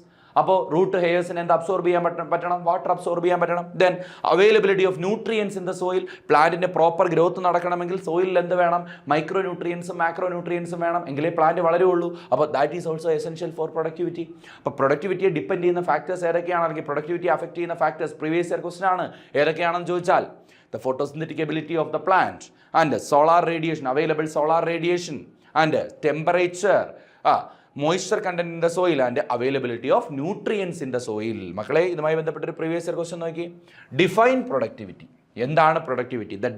The rate of biomass production in an ecosystem is called productivity. കുറച്ചുകൂടെ വിശദമായിട്ട് പറഞ്ഞാൽ the productivity is of 2 types. The productivity at producer level is called primary productivity and consumer level is called secondary productivity. ഇത്രയും നിങ്ങൾക്ക് എഴുതാം. Then what are the factors affecting primary productivity? ഇപ്പം നമ്മൾ പറഞ്ഞതേ ഉള്ളൂ അല്ലേ, 5 ഫാക്ടറുകൾ നിങ്ങൾ എഴുതുക. ഇനി rate of biomass production is called productivity and can be divided into GPP and NPP. Define GPP and NPP. നിങ്ങൾക്ക് ഇപ്പോൾ ഈസി ആയിട്ട് അറിയാം അല്ലേ, GPP എന്താ, NPP എന്താ? The total amount of biomass produced by the producer, ഇങ്ങനെ പറയാം. അല്ലെങ്കിൽ the total energy captured, sunlight energy, light energy captured for synthesis is called GPP. And what is NPP? The amount or rate of biomass stored in producer is called NPP. അപ്പോൾ ഞാൻ ഒരു പ്രൊഡ്യൂസറിനെ എടുത്ത് കഴിച്ചാൽ എനിക്ക് GPP കിട്ടത്തില്ല, എന്തേ കിട്ടൂ? NPP കിട്ടും, NPP കിട്ടും. ഇനി how can we relate GPP and NPP? GPP minus R is equal to NPP. ആ ഇക്വേഷൻ ആണ് ഇവിടെ എഴുതേണ്ടത്. How can we relate GPP and NPP എന്ന് ചോദിച്ചാൽ GPP minus R is equal to NPP. Then decomposition, our second functional component of an ecosystem. ഒരു ഇക്കോസിസ്റ്റത്തിന്റെ രണ്ടാമത്തെ functional component ആണ് ആര് മക്കളെ? ഡീകമ്പോസിഷൻ എന്ന് പറയുന്നത്. What is decomposition? The physical and chemical break down of organic matter is known as decomposition. മണ്ണിലേക്ക് വീഴുന്ന ഒരു ഓർഗാനിക് മാറ്റർ ഫിസിക്കലിയും കെമിക്കലിയും ബ്രേക്ക് ഡൗൺ ചെയ്യുന്നതിനെ നമ്മൾ പറയുന്ന പേരാണ് ഡീകമ്പോസിഷൻ എന്ന് പറയുന്നത്. നിങ്ങൾക്കറിയാം, ഞാനിപ്പോൾ ഒരു പേപ്പർ എടുത്തു, അല്ലെങ്കിൽ എന്തെങ്കിലും ഒരു സാധനം എൻ്റെ കയ്യിലുള്ള ഒരു വേസ്റ്റ് എടുത്ത് മണ്ണിലേക്ക് ഇട്ടാൽ എല്ലാ കാലവും അതവിടെ കിടക്കത്തില്ല. എന്ത് ചെയ്യും? മണ്ണിനകത്തുള്ള അപ്പർ ലെയർ ഓഫ് സോയിലിൽ വെച്ച് ഇതെന്ത് ചെയ്യും? ഫിസിക്കലിയും കെമിക്കലിയും ബ്രേക്ക് ഡൗൺ ചെയ്യും, ചില ജീവികളുടെ സഹായത്തോടു കൂടി. അപ്പം ഇങ്ങനെ ബ്രേക്ക് ഡൗൺ ചെയ്യുന്നതിനെ നമ്മൾ പറയുന്ന പേരാണ് ഡീകമ്പോസിഷൻ എന്ന് പറയുന്നത്. അപ്പോൾ നമ്മൾ ടെറസ്ട്രിയൽ ഇക്കോസിസ്റ്റം ആണെങ്കിൽ ഇത് നടക്കുന്നത് അപ്പർ ലെയർ ഓഫ് സോയിലായിരിക്കും. എന്നാൽ ഇതേ സമയം ഒരു അക്വാട്ടിക് ഇക്കോസിസ്റ്റം, ഒരു ജലാശയം നിങ്ങൾ നോക്കിയാൽ the decomposition takes place in the bottom or the floor of the aquatic ecosystem. ആ അക്വാട്ടിക് ഇക്കോസിസ്റ്റത്തിൻ്റെ ഫ്ലോറിലായിരിക്കും. ഇപ്പോൾ പോണ്ടാണെങ്കിൽ അതിൻ്റെ ഫ്ലോറിലായിരിക്കും. മറൈൻ ഇക്കോസിസ്റ്റം ആണെങ്കിൽ ആ സീയുടെ ഫ്ലോറിലായിരിക്കും ഡീകമ്പോസിഷൻ നടക്കുന്നത്. ഇനി steps of decomposition, very very important. ഈ ഓരോ സ്റ്റെപ്പുകളും ആ സ്റ്റെപ്പിൽ നടക്കുന്ന പ്രോസസ്സുകളും പരീക്ഷയ്ക്ക് ചോദിക്കും. ഇതാ നോക്കിക്കോ, ഏതൊക്കെയാണ് ഡീകമ്പോസിഷൻ്റെ സ്റ്റെപ്പുകൾ? Fragmentation, catabolism, leaching, humification, mineralisation. This is the correct order of decomposition. ഡീകമ്പോസിഷൻ്റെ സ്റ്റെപ്പുകളുടെ കറക്റ്റ് ഓർഡർ ആണ്. നോക്കൂ, fragmentation, catabolism, leaching, humification, mineralisation. എന്താണ് മക്കളെ ഒന്നാമത്തത്? ഫ്രാഗ്മെൻറ്റേഷൻ. What is fragmentation? നോക്ക്, the physical breakdown, not the chemical. It is a physical breakdown of detritus. പുതിയൊരു word വന്നിരിക്കുകയാണ്. എന്താണ് detritus? Detritus is the raw material of decomposition. Decomposition നടക്കാൻ വേണ്ട അസംസ്കൃത വസ്തു അഥവാ റോ മെറ്റീരിയലാണ് ഏതെന്ന് പറയുന്നത്? ഡെട്രിറ്റസ് എന്ന് പറയുന്നത്. ഡെട്രിറ്റസ് എന്ന് പറയുമ്പോൾ മണ്ണിലേക്ക് വീഴുന്ന പ്ലാന്റ് വേസ്റ്റ്, അനിമൽ വേസ്റ്റ്, അവരുടെ ഫീക്കൽ മാറ്റർ, ഡെഡ് ബോഡീസ്, ഇതെല്ലാം എന്താണ്? ഡെട്രിറ്റസ് ആണ്. അപ്പോൾ ഒരു ഡെട്രിറ്റസിൻ്റെ ഫിസിക്കൽ ബ്രേക്ക് ഡൗൺ ആണ് fragmentation. And it was done by detritivores. ആരാ ചെയ്യുന്നത്? ഡെട്രിവോർസ് അല്ലെങ്കിൽ ഡെട്രിറ്റിവോർസ് ആണ്. ഡെട്രിറ്റിവോർസ് ആരൊക്കെയാണ് മക്കളെ? ഡെട്രിറ്റിവോർസ് എർത്ത് വേം, ടെർമൈറ്റ്സ് മുതലായവയാണ്. ഇത് നിരവധി വർഷങ്ങളിലെ ക്വസ്റ്റ്യൻ ആണ്. 2 ഡെട്രിറ്റിവോറുകളുടെ പേരെഴുതുക. എർത്ത് വേം, ടെർമൈറ്റ്സ്, ആൻഡ് ഇതെല്ലാം ഇതാണ് ഡെട്രിറ്റി. ഇപ്പം മണ്ണിലേക്ക് എന്തെങ്കിലും ഒരു സാധനം വീണു, ഒരു ശവശരീരമോ എന്തെങ്കിലും വീണാൽ ആദ്യം അതിനെ ബ്രേക്ക് ചെയ്യുന്നത് ആരായിരിക്കും? ഇവരിൽ ആരെങ്കിലും ഒരാളായിരിക്കും. എർത്ത് വേമോ, ടെർമൈറ്റോ, ആൻറ്റോ ആരെങ്കിലും ആയിരിക്കും. Okay, these are called detritivores. Then next step is catabolism. ഇങ്ങനെ ഫ്രാഗ്മെന്റഡ് ആയിട്ടുള്ള ഡെട്രിറ്റസിനെ ഇനി കെമിക്കൽ ബ്രേക്ക് ഡൗൺ ചെയ്യണം. നോക്ക്, the chemical break down of complex organic matter into its inorganic constituents. Complex ആയിട്ടുള്ള ഓർഗാനിക് മാറ്ററിനെ ബ്രേക്ക് ഡൗൺ ചെയ്ത് അതിൻ്റെ ഇനോർഗാനിക് കോൺസ്റ്റിറ്റ്യുവൻസ് ആയിട്ട് മാറ്റുന്നതിനെ നമ്മൾ പറയുന്ന പേരാണ് കാറ്റബോളിസം. ബൈ, ഇതാരാ മക്കളെ ചെയ്യുന്നത്? It was done by decomposers. ആരായത് ചെയ്യുന്നത്? ഡീകമ്പോസേഴ്സ് ആണ്. ആരൊക്കെ ഡീകമ്പോസേഴ്സ്? സാപ്രോഫൈറ്റിക് ആയിട്ടുള്ള ഫഞ്ചയും ബാക്ടീരിയയും. സാപ്രോഫൈറ്റുകൾ ഡെഡ് ആൻഡ് ഡീക്കേയിങ് മാറ്ററിൽ ജീവിക്കുന്ന ഫഞ്ചയും ബാക്ടീരിയയാണ് ചെയ്യുന്നത്. ദേ ആർ കോൾഡ്, അവരെ നമ്മൾ വിളിക്കുന്ന പേരാണ് നാച്ചുറൽ സ്കാവഞ്ചേഴ്സ്. സാപ്രോഫൈറ്റിക് ആയിട്ടുള്ള ഫഞ്ചയും ബാക്ടീരിയയും നമ്മൾ വിളിക്കുന്ന പേരാണ് നാച്ചുറൽ സ്കാവഞ്ചേഴ്സ് എന്ന് പറയും. 1 mark question. This is 1 mark question. 1 മാർക്കിൻ്റെ ക്വസ്റ്റ്യൻ ആണ്. Which organisms are called natural scavengers? The decomposers are called natural scavengers that include saprophytic fungi and bacteria. അപ്പോൾ കെമിക്കൽ ബ്രേക്ക് ഡൗൺ കഴിഞ്ഞു. അപ്പോൾ ഫിസിക്കൽ ബ്രേക്ക് ഡൗൺ ചെയ്തത് ഡെട്രിറ്റിവോർസും അല്ലെങ്കിൽ ഡെട്രിവോർസും, അതുപോലെ chemical break down ചെയ്തത് decomposers, അതാരൊക്കെയാ? Saprophytic ഫഞ്ചിയും ബാക്ടീരിയയും. ഇനി ഇപ്പോൾ കെമിക്കൽ ബ്രേക്ക് ഡൗണും കഴിഞ്ഞു, ഫിസിക്കൽ ബ്രേക്ക് ഡൗണും കഴിഞ്ഞു. ഇനി അപ്പോഴത്തേക്ക് മണ്ണിലെ വെള്ളം, ജലത്തിൻ്റെ അംശം വരും. അപ്പോൾ the water soluble substances enter in to deeper layer of soil. This is called leaching. Leaching സ്റ്റെപ്പിൽ വെച്ച് വാട്ടർ സോളുബിൾ ആയിട്ടുള്ള സബ്സ്റ്റൻസസ് എങ്ങോട്ട് പോകും മക്കളെ? സോയിലിൻ്റെ ഡീപ്പർ ലെയറിലേക്ക് പോകും, താഴെയുള്ള ലെയറിലേക്ക് പോകും. This is called leaching. Next is humification. The fourth step is called humification. നോക്കടാ, ദ പാർഷ്യലി ഡീകമ്പോസ്ഡ് ഡെട്രിറ്റസ്, പകുതി ഡീകമ്പോസ് ചെയ്ത detritus form a dark coloured amorphous material. ഇപ്പോൾ ഫിസിക്കൽ ബ്രേക്ക് ഡൗൺ കഴിഞ്ഞു, കെമിക്കൽ ബ്രേക്ക് ഡൗൺ കഴിഞ്ഞു, അത്യാവശ്യം decompose ചെയ്യാൻ പറ്റുന്ന എല്ലാ സാധനങ്ങളും ഡീകമ്പോസ്ഡ് ആയി. ഇനി പാർഷ്യലായി ഡീകമ്പോസിഷൻ നടന്ന കുറച്ച് ആളുകളുണ്ട്, പ്രത്യേകം ശ്രദ്ധിക്കണം. The partially decomposed detritus to form a dark coloured amorphous material called humus. അങ്ങനെ ഫോം ചെയ്യുന്ന പാർഷ്യലി ഡീകമ്പോസ്ഡ് ആയിട്ടുള്ള മെറ്റീരിയലുകൾ ചേർന്ന് ഫോം ചെയ്യുന്ന ഒരു ഇരുണ്ട കളറിലുള്ള അമോർഫസ്, പ്രത്യേകിച്ച് രൂപമൊന്നുമില്ലാത്ത കൊളോയിഡൽ നേച്ചറിലുള്ള ഒരു സബ്സ്റ്റൻസിനെ നമ്മൾ പറയുന്ന പേരാണ് humus. The formation of humus is known as humification. ഇങ്ങനെ പാർഷ്യലി ഡീകമ്പോസ്ഡ് ആയിട്ടുള്ള മെറ്റീരിയൽ ഉപയോഗിച്ച് ഹ്യൂമസ് ഉണ്ടാകുന്ന പ്രോസസ്സിനെ നമ്മൾ പറയുന്ന പേരാണ് ഹ്യൂമിഫിക്കേഷൻ. ഇനി which undergo slow decomposition because it is resistant to decomposition. നോക്കൂ മക്കളെ, ഇതിന് പതുക്കെ മാത്രമേ ഡീകമ്പോസിഷൻ നടക്കുകയുള്ളൂ. ആർക്കാ? ഹ്യൂമസിന്. കാരണം എന്താ? It is highly resistant to decomposition അല്ലെങ്കിൽ മൈക്രോബിയൽ ആക്ടിവിറ്റി. ഇത് മൈക്രോബിയൽ ആക്ടിവിറ്റിക്ക് ഹൈലി റെസിസ്റ്റൻ്റ് ആണ്. അതുകൊണ്ടാണ് ഹ്യൂമസിന് പെട്ടെന്ന് ഡീകമ്പോസിഷൻ നടക്കത്തില്ല. പരീക്ഷയ്ക്ക് ചോദിക്കും, why the humus cannot undergo fast decomposition? എന്തുകൊണ്ടാണ് ഹ്യൂമസിന് പെട്ടെന്ന് ഡീകമ്പോസിഷൻ നടക്കാത്തത്? നിങ്ങൾ എടുത്ത് ചോദിക്കും, അത് പാർഷ്യലി ഡീകമ്പോസ്ഡ് അല്ലേ? നിങ്ങൾ ചിന്തിക്കും, പാർഷ്യലി ഡീകമ്പോസ്ഡ് അല്ലേ, പിന്നെന്താ അതിന് പെട്ടെന്ന് ഡീകമ്പോസിഷൻ നടക്കാത്തത്? കാരണം എന്താ മക്കളെ? It is highly resistant to microbial action. Microbes, natural scavengers എന്നറിയപ്പെടുന്ന മൈക്രോബ്സ് അതിൽ പ്രവർത്തിച്ചാലേ അവൻ എന്ത് നടക്കൂ? ഡീകമ്പോസിഷൻ നടക്കൂ. അപ്പം അവന് റെസിസ്റ്റൻ്റ് ആണ്, മൈക്രോബിയൽ ആക്ടിവിറ്റിക്ക് റെസിസ്റ്റൻ്റ് ആണ്. ഇതാ കാര്യം. അഞ്ചാമത്തെ സ്റ്റെപ്പ്, ദ ലാസ്റ്റ് സ്റ്റെപ്പ്, ഡീകമ്പോസിഷൻ്റെ അവസാനത്തെ സ്റ്റെപ്പ് ഏതാ മക്കളെ? മിനറലൈസേഷൻ. ഏറ്റവും അവസാനം ഹ്യൂമസ് അണ്ടർഗോ ഡീകമ്പോസിഷൻ. കുറേ നാളുകൾ കൊണ്ട് ഹ്യൂമസിന് എന്ത് നടക്കൂടാ? സ്ലോ ആയിട്ടായാലും ഡീകമ്പോസിഷൻ നടക്കുകയും and form inorganic minerals. This is known as mineralisation. The humus undergo decomposition and form inorganic minerals and this process is known as mineralisation. ഇതിനെ നമ്മൾ പറയുന്ന പേരാണ് മിനറലൈസേഷൻ എന്ന് പറയുന്നത്. മക്കളെ, ഡീകമ്പോസിഷൻ്റെ 5 സ്റ്റെപ്പുകളും 5 സ്റ്റെപ്പിൽ നടക്കുന്ന ഇവൻറ്റുകളുമാണ് നമ്മൾ പറഞ്ഞത്. ശരിയല്ലേടാ? ഇനി നമുക്കൊരു മെയിൻ കാര്യമുണ്ട്. ഡീകമ്പോസിഷനെ അഫക്റ്റ് ചെയ്യുന്ന ഫാക്ടേഴ്സ്. പ്രൊഡക്ടിവിറ്റി അഫക്റ്റ് ചെയ്യുന്ന ഫാക്ടേഴ്സ് പഠിച്ചില്ലേ?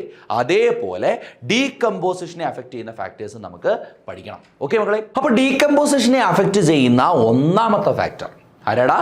Nature of detritus. ഡെട്രിറ്റസിൻ്റെ നേച്ചർ, അതായത് മണ്ണിലേക്ക് വീഴുന്ന അവശിഷ്ടം ഏതാണോ അതിൻ്റെ നേച്ചർ. നോക്ക്, the detritus with lignin and chitin undergo slow decomposition. Lignin, chitin പോലുള്ള മെറ്റീരിയൽ ഒരുപാടുള്ള ഡെട്രിറ്റസ് ആണെങ്കിൽ അത് പതുക്കെ ഡീകമ്പോസ് ചെയ്യുള്ളൂ. കാരണം നമുക്കറിയാം, നമ്മൾ ചില സമയത്ത് കാണാറുണ്ട് ക്രാബ്, ഞണ്ടിൻ്റെയൊക്കെ തോട് ചിലപ്പോൾ കടൽക്കരയിലൊക്കെ ഇങ്ങനെ കിടക്കാറുണ്ട്, അല്ലെങ്കിൽ നമ്മുടെ നാട്ടിലെ മണ്ണിൽ തന്നെ ഇങ്ങനെ കിടക്കാറുണ്ട്. എന്താ കാര്യം? അത് പെട്ടെന്ന് ഡീകമ്പോസ് ചെയ്യത്തില്ല. കാരണം അത് നിർമ്മിച്ചിരിക്കുന്നത് എന്തുകൊണ്ടാണ്? കൈറ്റിൻ കൊണ്ടാണ്. ലിഗ്നിൻ കൊണ്ട് നിർമ്മിച്ചിട്ടുള്ള ഇപ്പോൾ തേങ്ങയുടെ ചിരട്ട മണ്ണിൽ കിടന്നു കഴിഞ്ഞാൽ പെട്ടെന്ന് അഴുകി പോകത്തില്ല. കാരണം എന്താ? അത് ലിഗ്നിൻ കൊണ്ടാണ് നിർമ്മിച്ചിരിക്കുന്നത്. അപ്പോൾ ലിഗ്നിൻ, കൈറ്റിൻ പോലുള്ള കോംപ്ലക്സ് കാർബോഹൈഡ്രേറ്റുകളുള്ള ഡെട്രിറ്റസ് ആണെങ്കിൽ അത് സ്ലോ ആയിട്ട് ഡീകമ്പോസ് ചെയ്യും. എന്നാൽ detritus with nitrogen compounds and water soluble substances undergo fast decomposition. Nitrogen കോമ്പൗണ്ടുകളും വാട്ടർ സോളുബിൾ സബ്സ്റ്റൻസസുമാണ് ഒരു ഡെട്രിറ്റസിൽ കൂടുതലെങ്കിൽ അത് പെട്ടെന്ന് എന്ത് ചെയ്യും? ഡീകമ്പോസ് ചെയ്യും. This is the nature of detritus. അപ്പോൾ നമുക്ക് പറയാം, ഡെട്രിറ്റസിൻ്റെ നേച്ചർ എന്തിനെ അഫക്റ്റ് ചെയ്യും? ഡീകമ്പോസിഷൻ റേറ്റിനെ അഫക്റ്റ് ചെയ്യും. കാരണം ലിഗ്നിനും കൈറ്റിനും ഉള്ള സാധനം പതുക്കെ ഡീകമ്പോസ് ചെയ്യും. എന്നാൽ നൈട്രജൻ കണ്ടെയ്നിങ് കോമ്പൗണ്ടുകളും വാട്ടർ സോളുബിൾ സബ്സ്റ്റൻസുകളും ഉള്ള ഡെട്രിറ്റസ് പെട്ടെന്ന് ഡീകമ്പോസ് ചെയ്യും.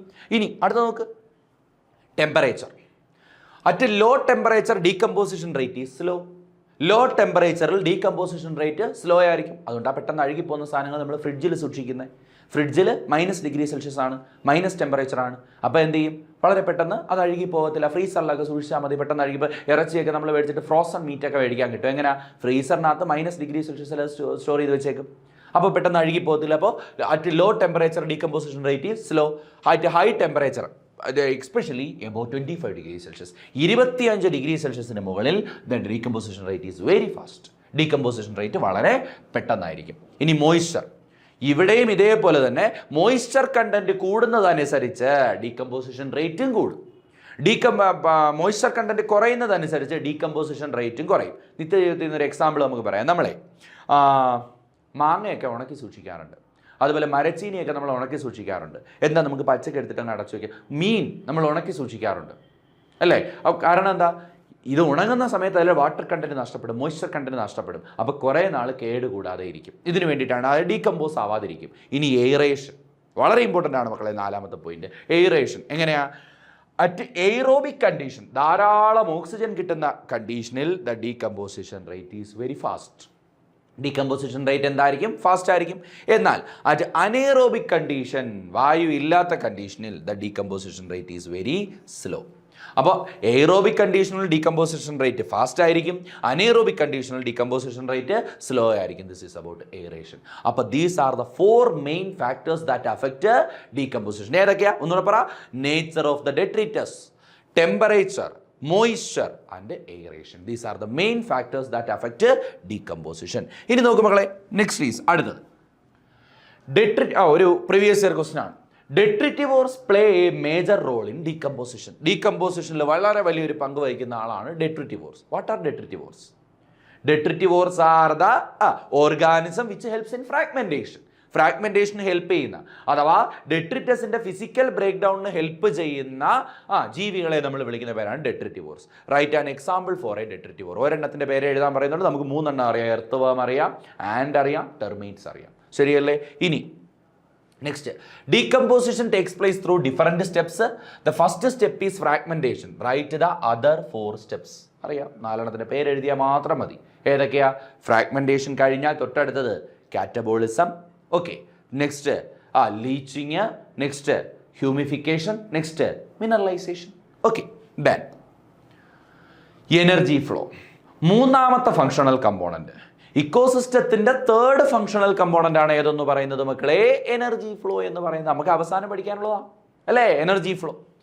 ദ അൾട്ടിമേറ്റ്, 1ാമത് എനർജി ഫ്ലോ എന്ന് പറയുന്ന ഭാഗം തന്നെ ടെക്സ്റ്റ് ബുക്കിൽ സ്റ്റാർട്ട് ചെയ്യുന്നത് ഇങ്ങനെയാണ്.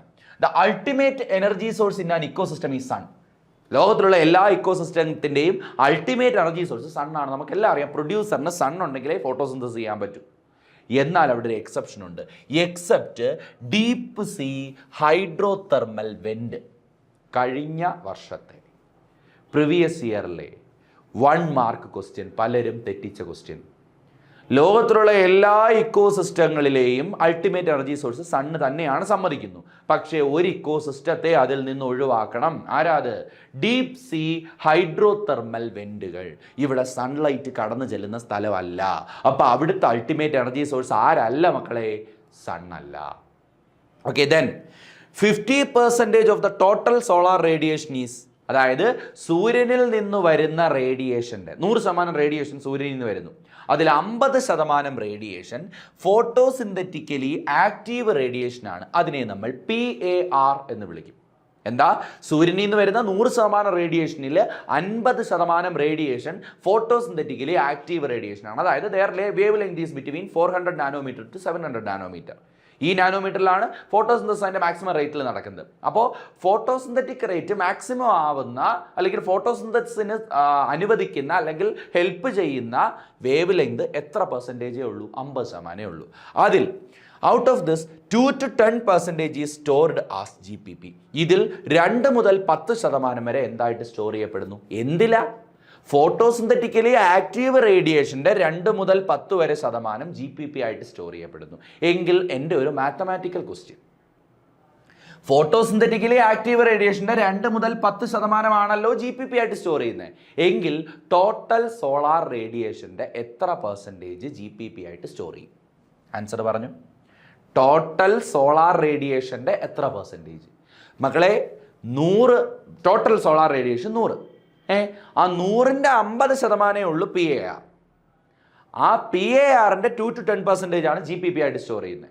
എങ്കിൽ ടോട്ടൽ 100 ഉണ്ടായിരുന്നെങ്കിലോ ഇതിൻ്റെ പകുതി എടുക്കണം അല്ലേ, 1 to 5%. ടോട്ടൽ സോളാർ റേഡിയേഷൻ്റെ 1 to 5% ആണ് GPP ആയിട്ട് സ്റ്റോർ ചെയ്യുന്നത്. എന്നാൽ PARന്റെ 2 to 10%, കാരണം അത് ഓൾറെഡി ടോട്ടൽ സോളാർ റേഡിയേഷൻ്റെ 50% PAR ഉള്ളൂ. ആ PARന്റെ 2 to 10% എന്ന് പറഞ്ഞാൽ ടോട്ടൽ സോളാർ റേഡിയേഷൻ്റെ 1 to 5% ആണ്. ഓക്കെ, ഈ 2 ക്വസ്റ്റ്യൻസും ചോദിക്കും. എന്ത് ചെയ്യരുത്, തെറ്റിക്കരുത്. ടോട്ടൽ സോളാർ റേഡിയേഷൻ്റെ എത്ര പെർസെൻറ്റേജ് GPP ആയിട്ട് സ്റ്റോർ ചെയ്യപ്പെടും, 1 to 5. എന്നാൽ ടോട്ടൽ PARന്റെ എത്ര പെർസെൻറ്റേജ് GPP ആയിട്ട് സ്റ്റോർ ചെയ്യപ്പെടും, ദാറ്റ് ഈസ് 2 to 10%. ഇത് രണ്ടും തെറ്റല്ലേ, 1 മാർക്കിൻ്റെ ക്വസ്റ്റ്യൻ ആയിട്ട് ചോദിക്കുകയെ. ഇനി നമുക്ക് ഫുഡ് ചെയിൻ എന്താണ്? എനർജി ഫ്ലോയുമായിട്ട് ബന്ധപ്പെട്ട് പറയുമ്പോൾ നമ്മൾ ഏറ്റവും ഇമ്പോർട്ടൻ്റ് ആയിട്ട് അറിഞ്ഞിരിക്കേണ്ടതാണ് food chain. The sequence of living organism involves transfer of energy from producer to herbivore and carnivore is known as food chain. അപ്പോൾ ഫുഡ് ചെയിൻ എന്ന് പറഞ്ഞാൽ ഒരു സീക്വൻസ് ആണ്. ആരുടെ സീക്വൻസ്? ലിവിങ് ഓർഗാനിസത്തിൻ്റെ സീക്വൻസ്. ദാറ്റ് ഇൻവോൾവ്, ആ ലിവിങ് ഓർഗാനിസം എന്തിനാണ് involve ചെയ്യുന്നത്? Transfer of energy from producer to herbivore and herbivore to carnivore. നോക്ക്, ഞാനിപ്പോൾ ഇവിടെ പ്രൊഡ്യൂസറിനെ എഴുതുക, ഗ്രാസിന് ഇതൊരു ടിപ്പിക്കൽ ഫുഡ് ചെയിനാണ്. ഗ്രാസിനെ ഗ്രാസ് ഓപ്പർ കഴിക്കുന്നു, ഗ്രാസ് ഓപ്പർ. അപ്പോൾ ഗ്രാസ് ഓപ്പർ ആരാ? ഹെർബിവോർ അല്ലയോ? ഗ്രാസ് ഓപ്പറിനെ ഫ്രോഗ് കഴിക്കുന്നു, ഫ്രോഗ് ആരാ? കാർണിവോർ അല്ലയോ? ആണ്. ഒരു സിമ്പിൾ ഫുഡ് ചെയിന്. ഗ്രാസിനെ ഗ്രാസ് ഓപ്പർ കഴിക്കുന്നു, ഗ്രാസ് ഓപ്പറിനെ ഫ്രോഗ് കഴിക്കുന്നു. ഈ ഫ്രോഗിനെ വേണമെങ്കിൽ അടുത്ത ആളിന് കഴിക്കാം, സ്നേക്കിന് കഴിക്കാം. ഇവിടെ നിൽക്കട്ടെ, സ്നേക്കിന് കഴിക്കാം. അപ്പോൾ ഇതെന്താ? This is a food chain. Producer to herbivore and herbivore to carnivore is called transfer of energy. Grass സണ്ണിൽ നിന്നുള്ള എനർജിയെ ക്യാപ്ചർ ചെയ്തു, ദാണ്ടെ സണ്ണിൽ നിന്നുള്ള എനർജിയെ ക്യാപ്ചർ ചെയ്തു. ആ എനർജി നേരെ ഗ്രാസ് ഓപ്പറിന് കിട്ടി, ഗ്രാസ് ഓപ്പറിൽ നിന്ന് ഫ്രോഗിന് കിട്ടി, ഫ്രോഗിന് സ്നേക്കിന് കിട്ടി. കണ്ട, ആര് കഴിക്കുന്നു, ആര് കഴിക്കപ്പെടുന്നു. കണ്ട, it represent who is being eaten by whom. ആരെ കഴിക്കുന്നു എന്നത് റെപ്രസെൻറ്റ് ചെയ്യുന്നു. ആദ്യം പോയി സണ്ണ് എഴുതരുത്, ഫുഡ് ചെയിൻ്റെ ആദ്യം പോയി സണ്ണ് എഴുതരുത്. എന്താ കാര്യം? It is the sequence of living organism. Living ഓർഗാനിസങ്ങളെ മാത്രമേ നിങ്ങൾ ഫുഡ് ചെയിനിൽ എഴുതാവൂ. നിങ്ങൾ അൾട്ടിമേറ്റ് എനർജി സോഴ്സ് സണ്ണാന്ന് പറഞ്ഞുകൊണ്ട് ആദ്യം പോയി സണ്ണ് ഗ്രാസ് എന്ന് എഴുതരുത്. പകരം ഫുഡ് ചെയിനിൽ ആരേ വരാവൂ? ലിവിങ് ഓർഗാനിസം മാത്രമേ വരാവൂ. ഇനി it represent who is being eaten by who, and each level of the food chain is called trophic level. നമുക്ക് ഈ ഫുഡ് ചെയിനിലെ ഓരോ ലെവലുകളെയും നമ്മൾ ട്രോഫിക് ലെവൽ എന്ന് പറയും. This is the first trophic level. First trophic ലെവലിനെ നമ്മൾ T1 എന്നാണ് represent ചെയ്യുന്നത്, T1. ഇനി T1. This is the second trophic level, T2. This is the third trophic level, T3. This is the fourth trophic level, T4. അപ്പോൾ ഈ food ചെയിനിൽ മൊത്തം എത്ര trophic ലെവലുണ്ട്? 4 trophic ലെവലുണ്ട്. T1 ആരാണ് ഇവിടെ? പ്രൊഡ്യൂസറാണ്. T1 പ്രൊഡ്യൂസറാണ്. പ്രൊഡ്യൂസറിനെ നേരിട്ട് കഴിക്കുന്നവൻ ആരാണ്? പ്രൈമറി കൺസ്യൂമറാണ്. ശരിയല്ലേ? പ്രൈമറി കൺസ്യൂമറിനെ കഴിക്കുന്നവൻ ആരാണ്? സെക്കൻഡറി കൺസ്യൂമറാണ്. സെക്കൻഡറി കൺസ്യൂമറിനെ കഴിക്കുന്നവൻ ആരാണ്? ടെർഷറി കൺസ്യൂമറാണ്. ശരിയല്ലേ? അപ്പോൾ ഫസ്റ്റ് ട്രോഫിക് ലെവൽ ജനറലി ഒരു ഫുഡ് ചെയിനിൽ ഫസ്റ്റ് ട്രോഫിക് ലെവൽ പ്രൊഡ്യൂസർ ആയിരിക്കും. T2 ആരായിരിക്കും? പ്രൈമറി കൺസ്യൂമർ ആയിരിക്കും. T3 സെക്കൻഡറി കൺസ്യൂമർ ആയിരിക്കും. T4 ടെർഷറി കൺസ്യൂമർ ആയിരിക്കും. അപ്പോൾ പരീക്ഷയ്ക്ക് നിങ്ങളോട് ചോദിക്കും, the tertiary consumer belongs to the trophic level. നിങ്ങൾ ഇങ്ങനെ ചിന്തിക്കും, പെട്ടെന്ന് ചിന്തിക്കുന്നത് എങ്ങനെയായിരിക്കും? ദ ടെർഷറി കൺസ്യൂമർ 3 അല്ലേ? അപ്പോൾ T3 എന്നങ്ങ് എഴുതും. തെറ്റിപ്പോയി. കാരണം എന്താ? ട്രോഫിക് ലെവൽ 1 അല്ല പ്രൈമറി കൺസ്യൂമർ, ട്രോഫിക് ലെവൽ 1 പ്രൊഡ്യൂസറാണ്. അപ്പോൾ ടെർഷറി കൺസ്യൂമർ എവിടെയാണ് വരുന്നത്? T4ലാണ് വരുന്നത്. അപ്പോൾ first trophic level producer, second primary consumer, third secondary consumer, fourth tertiary consumer. ഇപ്പോൾ ടെർഷറി കൺസ്യൂമർ എവിടെ വരുമെന്ന് ചോദിച്ചാൽ T4ൽ വരും. സെക്കൻഡറി കൺസ്യൂമർ എവിടെ വരുമെന്ന് ചോദിച്ചാൽ T3ൽ വരും. പ്രൈമറി കൺസ്യൂമർ എവിടെ വരുമെന്ന് ചോദിച്ചാൽ T2ൽ വരും. പ്രൊഡ്യൂസർ T1ൽ വരും. ഇതാണ് ഫുഡ് ചെയിൻ്റെ സ്ട്രക്ചർ. ഇനി നോക്ക് മക്കളെ, ഫുഡ് ചെയിനുകൾ 2 തരത്തിലുണ്ട്. ഒരു മെയിൻ ക്വസ്റ്റ്യൻ ആണ്. ഫുഡ് ചെയിനുകൾ 2 തരത്തിലുണ്ട്. ഏതൊക്കെയാ? ഗ്രേസിംഗ് ഫുഡ് ചെയിൻ അഥവാ GFCയും ഡെട്രിറ്റസ് ഫുഡ് ചെയിൻ അഥവാ DFCയും. ഏതൊക്കെയാ മക്കളെ? ഫുഡ് ചെയിനുകൾ പ്രധാനമായിട്ട് 2 തരത്തിലുണ്ട്. ഗ്രേസിംഗ് ഫുഡ് ചെയിൻ അഥവാ GFCയും ഡെട്രിറ്റസ് ഫുഡ് ചെയിൻ അഥവാ DFCയും. അപ്പോൾ ഓരോന്നും തമ്മിലുള്ള വ്യത്യാസം എന്താണ്? ഈ ടേബിൾ ഇതുപോലെ അങ്ങ് പഠിച്ചാൽ നിങ്ങൾ ഗ്രേസിംഗ് ഫുഡ് ചെയിനും ഡെട്രിറ്റസ് ഫുഡ് ചെയിനും തമ്മിലുള്ള വ്യത്യാസം. ഇവിടെ ഞാൻ കുറച്ച് ക്രൈറ്റീരിയാസ് എഴുതിയിട്ടുണ്ട്. Energy source. ഗ്രേസിംഗ് ഫുഡ് ചെയിൻ്റെ എനർജി സോഴ്സ് സണ്ണാണ്. ഓക്കെ. എന്നാൽ ഡെട്രിറ്റസ് ഫുഡ് ചെയിൻ്റെ എനർജി സോഴ്സ് ഡെട്രിറ്റസ് ആണ്, മണ്ണിൽ വീഴുന്ന ഡെട്രിറ്റസ്. അവിടെ തൊട്ടാണ് ഫുഡ് ചെയിൻ സ്റ്റാർട്ട് ചെയ്യുന്നത്. ഡെട്രിറ്റസിന് ഡെട്രിറ്റിവോർ കഴിക്കുന്നു, ഡെട്രിറ്റിവോറിന് അങ്ങനെ മുന്നോട്ട് പോകും. എന്നാൽ സൺ അങ്ങനെയല്ല, സണ്ണിൽ നിന്ന് ഗ്രാസിലെത്തുന്നു, ഗ്രാസിൽ നിന്ന് എന്ത് ചെയ്യുന്നു, അടുത്ത ഗ്രാസ് ഓപ്പറിന് കിട്ടുന്നു, അങ്ങനെ. അതായത് പ്രൊഡ്യൂസർ, പ്രൈമറി കൺസ്യൂമർ, അങ്ങനെ പോകും. ഓക്കെ മക്കളെ. അപ്പോൾ എനർജി സോഴ്സ്, ഗ്രേസിംഗ് ഫുഡ് ചെയിനിലെ എനർജി സോഴ്സ് സണ്ണാണ്, ഡെട്രിറ്റസ് ഫുഡ് ചെയിനിലെ എനർജി സോഴ്സ് ഡെട്രിറ്റസ് ആണ്. ഇനി ട്രോഫിക് ലെവൽ 1 ആരാണ്? ഗ്രേസിംഗ് ഫുഡ് ചെയിനിലെ ട്രോഫിക് ലെവൽ 1 പ്രൊഡ്യൂസർ ആയിരിക്കും. എന്നാൽ ഡെട്രിറ്റസ് ഫുഡ് ചെയിനിലെ ട്രോഫിക് ലെവൽ 1 ഡെട്രിറ്റിവോർസ് ആയിരിക്കും. ഡെട്രിറ്റസ് അല്ല. എന്താടാ ഡെട്രിറ്റസ് വരാഞ്ഞ എന്താ? ഫസ്റ്റ് ട്രോഫിക് ലെവൽ ഡെട്രിറ്റസ് വരാഞ്ഞ എന്താ മക്കളെ? Sequence of food chain is a sequence of living organism. ഡെട്രിറ്റസിനെ എടുത്ത് എഴുതാൻ പറ്റുമോ? ഡെട്രിറ്റസ് ഒരു അവശിഷ്ടമല്ലേ? അതിനെ എങ്ങനെ ഫസ്റ്റ് ട്രോഫിക് ലെവലിൽ എഴുതാൻ പറ്റുമോ? പറ്റത്തില്ല. അപ്പൊ ഇവിടുത്തെ ഫസ്റ്റ് ട്രോഫിക് ലെവൽ ആരാടാ? ഡെട്രിറ്റിവോർസ് ആണ്. ആരാണ്? ഡെട്രിറ്റിവോർസ് ആണ്. ഇനി നോക്ക് ഫംഗ്ഷൻ, രണ്ടിന്റെയും ഫംഗ്ഷൻ. ഗ്രേസിംഗ് ഫുഡ് ചെയിനിൽ നമുക്കറിയാം ബിൽഡപ്പ് ഓഫ് ഓർഗാനിക് മാറ്റർ. സൺലൈറ്റിൽ നിന്നുള്ള എനർജി സ്വീകരിച്ച് പ്ലാന്റ് എന്തുമായിരിക്കും ചെയ്യുന്നത്? എനർജി സിന്തസൈസ്, ഫുഡ് സിന്തസൈസ് ചെയ്യുമായിരിക്കും അല്ലേ? ഓർഗാനിക് മാറ്റർ ബയോമാസ് സിന്തസൈസ് ചെയ്യുമായിരിക്കും, ഫുഡ് സിന്തസൈസ് ചെയ്യുമായിരിക്കും. എന്നാൽ ഡെട്രിറ്റസ് ഫുഡ് ചെയിനിലോ ഡെട്രിറ്റസിനെ ബ്രേക്ക് ഡൗൺ ചെയ്യുമായിരിക്കത്തില്ലേ? അപ്പോൾ break down of organic matter പ്രത്യേകം ശ്രദ്ധിച്ചോണം. അപ്പോൾ ഗ്രേസിംഗ് ഫുഡ് ചെയിനിൽ ഫംഗ്ഷൻ എന്താണ്? Build up of organic matter like glucose, starch etcetera, ഇതിനെയൊക്കെ ബിൽഡപ്പ് ചെയ്യുകയാണ്. എന്നാൽ ഡെട്രിറ്റസ് ഫുഡ് ചെയിനിൽ the break down of organic matter or ഡെട്രിറ്റസിനെ ബ്രേക്ക് ഡൗൺ ചെയ്യുകയാണ്. ആൻഡ് ഏത് ഇക്കോസിസ്റ്റത്തിലാണ് ഇത് റൺ ചെയ്യുന്നത്? Grazing food chain can generally seen in aquatic ecosystem. എന്നാൽ detritus food chain is commonly seen in terrestrial ecosystem. പഠിച്ചോണേ.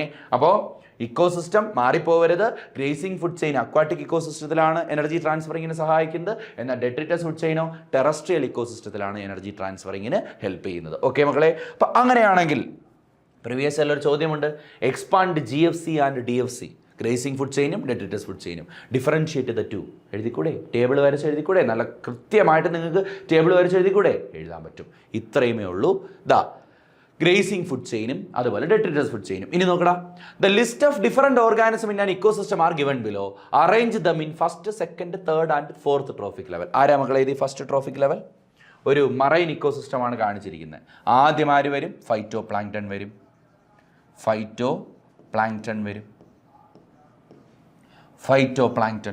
Phyto പ്ലാങ്ക്ടനെ കഴിക്കുന്നവനാണ് zoo plankton. ഇപ്പോൾ ഒരു കടലിലെ ഇക്കോസിസ്റ്റം നമ്മൾ എടുത്താൽ ആദ്യം വരുന്നത് ഫൈറ്റോ പ്ലാങ്ക്ടൺ, അവനെ കഴിക്കുന്നത് സൂ പ്ലാങ്ക്ടനെ ആര് കഴിക്കും? ഫിഷ് കഴിക്കും. ഫിഷിനെ ആര് കഴിക്കും? മാൻ കഴിക്കും. മനുഷ്യൻ കഴിക്കും. മാൻ. ഓക്കെ. ഫൈറ്റോ പ്ലാങ്ക്ടൺ, സൂ പ്ലാങ്ക്ടൺ, ഫിഷ്, മാൻ. ഓക്കെ. അപ്പോൾ നമുക്ക് A list of different organism in an ecosystem are given below. Arrange them in first, second, third and fourth trophic level. അപ്പോൾ ഫൈറ്റോ പ്ലാങ്ക്ടൺ, സൂ പ്ലാങ്ക്ടൺ, ഫിഷ്, മാൻ. Okay. Then എന്താണ് food web? മക്കളെ നേരത്തെ ഈ ചെയ്ത question പോലെ ഒരുപാടധികം ചോദ്യങ്ങൾ പരീക്ഷയ്ക്ക് ചോദിച്ചിട്ടുണ്ടായി. ഇപ്പം next is food web. The natural interconnected network of food chain is called food web. Food ചെയിനുകളുടെ നാച്ചുറൽ ഇന്റർ കണക്റ്റഡ് നെറ്റ്വർക്ക്. ഇതാ നോക്ക്, സാർ ഇപ്പോൾ വരച്ച് കാണിച്ചു തരാം. നേരത്തെ ഒരു ഫുഡ് ചെയിൻ വരച്ചില്ലേ? Grasshopper, frog, snake. ഇവിടെ ഈ ഫുഡ് ചെയിൻ ഇങ്ങനെ ഒറ്റയ്ക്ക് ഒരിക്കലും ഇൻഡിപെൻഡൻ്റ് ആയിട്ട് ഒരു ഫുഡ് ചെയിനും ഒരു സ്ഥലത്തും എക്സിസ്റ്റ് ചെയ്യത്തില്ല. ഈ ഗ്രാസ് ഓപ്പർ കഴിക്കുന്നതിന് പകരം ചിലപ്പോൾ ഒരു ഗോട്ടിന് കഴിക്കാം. ആ ഗോട്ടിനെ വേണമെങ്കിൽ ഒരു ടൈഗറിന് കഴിക്കാം. ശരിയല്ലയോ? ഈ ഗ്രാസ് ഓപ്പറിനെ ഫ്രോഗ് കഴിക്കുന്നതിന് പകരം ഈ ഗ്രാസ് ഓപ്പറിനെ വേണമെങ്കിൽ ഒരു ക്യാറ്റിന് കഴിക്കാം. ശരിയല്ലേ? അതുപോലെ തന്നെ ചിലപ്പോൾ ഈ ഗ്രാസ് ഓപ്പറിനെ എടുത്ത് കഴിക്കുന്നതാണെങ്കിൽ ഒരു കലോട്ടസ് ആയിരിക്കും. അതായത് നമ്മുടെ അരണ. ഈ കലോട്ടസിനെ ചിലപ്പോൾ ആര് കഴിക്കാം? ക്യാറ്റ് കഴിക്കാം. ശരിയല്ലേ? ഫ്രോഗിനെ സ്നേക്ക് കഴിക്കുന്നതിന് പകരം ചിലപ്പോൾ മനുഷ്യന് കഴിക്കാം. ഫ്രോഗിൻ്റെയൊക്കെ മീറ്റൊക്കെ കഴിക്കാറില്ലേ നമ്മളിപ്പോൾ? ഹ്യൂമന് കഴിക്കാം. അല്ലേ മക്കളെ? ഇങ്ങനെയൊക്കെ ഇൻ്റർ കണക്ഷൻസ് വരാം. അപ്പോൾ the natural interconnected network of food chain is called food web. അപ്പോൾ ഒരിക്കലും ഒരു ഇക്കോസിസ്റ്റത്തിൽ ഒരു ഫുഡ് ചെയിൻ ഒറ്റയ്ക്കല്ല നിൽക്കുന്നത്, പകരം natural interconnection of food ചെയിനുകളുടെ നാച്ചുറൽ ഇന്റർ കണക്ഷനാണ് കാണാൻ പറ്റുന്നത്. That is called food web. അപ്പോൾ എന്തിനാണ് ഈ food web? What is a significance of food web? That is a predicted question. ഇത് നമുക്ക് പ്രെഡിക്റ്റ് ചെയ്യാൻ പറ്റും. ഇങ്ങനെ ക്വസ്റ്റ്യൻ ചിലപ്പോൾ ചോദിക്കാം. ഫുഡ് വെബിൻ്റെ പ്രാധാന്യം എന്താണ്? ഇതുവരെ ചോദിച്ച് കണ്ടിട്ടില്ല, പക്ഷെ ചോദിക്കാൻ സാധ്യതയുണ്ട്. ഇത് നോക്കുകളെ, add stability to ecosystem. Food web ഇക്കോസിസ്റ്റത്തിന് എന്ത് കൊടുക്കുന്നടാ? സ്റ്റെബിലിറ്റി കൊടുക്കുന്നു. കാരണം എന്താ? ഇപ്പം നോക്ക്, ഇവിടെ ഗ്രാസ് ഹോപ്പറിനെ കഴിക്കുന്നു, ഗ്രാസ് ഹോപ്പർ ഫ്രോഗിനെ കഴിക്കുന്നു, ഫ്രോഗിനെ സ്നേക്കിനെ കഴിക്കുന്നു. ഓക്കെ, ഇപ്പം ഇൻ കേസ് ഗ്രാസിന് എന്തെങ്കിലും ഒരു പ്രശ്നം പറ്റി ഇല്ലാതായിപ്പോയി, ഓക്കെ, അല്ലെങ്കിൽ ഗ്രാസ് ഹോപ്പറിന് എന്തെങ്കിലും ഒരു പ്രശ്നം പറ്റി ഇല്ലാതായിപ്പോയി, അപ്പോൾ ഒരു ഓൾട്ടർനേറ്റീവ് ഫുഡ് സോഴ്സ് വേണം. ഇല്ലെങ്കിൽ എന്ത് ചെയ്യും? ഇക്കോസിസ്റ്റത്തിൻ്റെ സ്റ്റെബിലിറ്റി പോവും, അല്ലേ? ബാക്കി ജീവികളെല്ലാം മരിച്ചു പോകും, ശരിയല്ലേ? അപ്പോൾ add stability to ecosystem, then give alternative food option to organism. ജീവികൾക്ക് ഓൾട്ടർനേറ്റീവ് ഫുഡ് ഓപ്ഷൻ കൊടുക്കുന്നു. അതാണ് നോക്ക്, ഇപ്പോൾ ഫോർ എക്സാമ്പിൾ ഈ ഗ്രാസ് ഹോപ്പറിനെ കഴിക്കുന്ന ഫ്രോഗിന് വേണമെങ്കിൽ വേറെ ഒന്നിനെ വേണമെങ്കിലും കഴിക്കാം. ഈ ഗ്രാസ് ഹോപ്പറിൻ്റെ ആബ്സെൻസിൽ വേറെ എന്തിനെങ്കിലും കഴിക്കാം. ഗ്രാസ് കഴിക്കുന്ന ഗോട്ടിന് വേണമെങ്കിൽ ഒരു ട്രീയുടെ ബ്രാഞ്ച് എന്തെങ്കിലും കഴിക്കാം. അപ്പോൾ ഇങ്ങനെ ഓൾട്ടർനേറ്റീവ് ഫുഡ് ഓപ്ഷൻ കൊടുക്കുന്നു. ദെൻ റിക്കവറി ഓഫ് സ്പീഷീസുകളെ റിക്കവർ ചെയ്യാൻ ഹെൽപ്പ് ചെയ്യും. സ്പീഷീസുകളെ അതെങ്ങനെയാണ്? അതായത് ഇപ്പോൾ ഈ ഗ്രാസ് ഹോപ്പറിനെ മാത്രം ഫ്രോഗ് കഴിച്ചുകൊണ്ടിരുന്നാൽ ലോകത്ത് ഗ്രാസ് ഹോപ്പർ മൊത്തം ഇല്ലാതായിപ്പോവും. എന്നാൽ ഫ്രോഗിൻ്റെ ഒരു ഓൾട്ടർനേറ്റീവ് ഫുഡ് ഓപ്ഷൻ ഉണ്ടായതുകൊണ്ട് തന്നെ ഈ ഗ്രാസ് ഹോപ്പർ എന്ന് പറയുന്ന സ്പീഷീസിനെ നമുക്ക് റിക്കവർ ചെയ്ത് വെച്ചേക്കാൻ പറ്റും. ഇത് തീർന്നു പോകത്തില്ല, അതായത് ഇത് ലോകത്ത് നിന്ന് ഇല്ലാതായി പോകത്തില്ല. അപ്പോൾ റിക്കവറി ഓഫ് സ്പീഷീസ്, ഇതിനെല്ലാത്തിനും ആര് ഹെൽപ്പ് ചെയ്യും? Food web. അപ്പോൾ what is the significance of food web in an ecosystem? It add stability to the ecosystem, it alternate food option to the, it give alternate food option to the organism and recovery of species. Then ഇനി ശ്രദ്ധിച്ചോണേ മക്കളെ, the number of trophic level in grazing food chain is restricted. പ്രത്യേകം പറയേണ്ട ഒരു പോയിന്റാണ്. ഒരു gracing food ചെയിനിൽ ഇപ്പം നിങ്ങൾക്ക് തന്നെ ചോദിക്കാം, സാറിന് ഇത് വേണമെങ്കിൽ ഇങ്ങനെ വരച്ചങ്ങ് പൊക്കൂടായിരുന്നോ? Grasshopper, frog, snake, eagle അങ്ങനെ വരച്ച് പോകാൻ എന്തുകൊണ്ടാണ്? അങ്ങനെ പോകത്തില്ല മക്കളെ. അതിന് കാരണം എന്താണെന്ന് വെച്ചാൽ ഗ്രേസിങ് ഫുഡ് ചെയിനിലെ ട്രോഫിക് ലെവലുകളുടെ എണ്ണം എപ്പോഴും റെസ്ട്രിക്റ്റഡ് ആയിരിക്കും. അതായത് കുറച്ച് നമ്പറേ കാണുള്ളൂ. As the transfer of energy follows 10% law. പ്രത്യേകം ശ്രദ്ധിക്കണം, ആ ട്രാൻസ്ഫർ ഓഫ് എനർജി ഏത് ലോയെ ബേസ് ചെയ്താണ്? 10% ലോ. അപ്പോൾ നിങ്ങൾ സാർ എന്താണ് 10% law? Only 10% of the energy is transferred to each trophic level from lower trophic level. ഒരു ലോവർ ട്രോഫിക് ലെവലിൽ നിന്ന് ഹയർ T1 നിന്ന് T2 പോകുമ്പോൾ 10% എനർജി മാത്രമേ T1 നിന്ന് T2 കിട്ടൂ. T2ൻ്റെ 10% T3 കിട്ടൂ. T3യുടെ 10% T4 ഉണ്ട്. അപ്പോൾ T4 ഒക്കെ എത്തുമ്പോഴത്തേക്ക് എനർജി ഏകദേശം തീരാറാവും. അപ്പോൾ നമുക്ക് ഗ്രാസിൻ്റെ കയ്യിൽ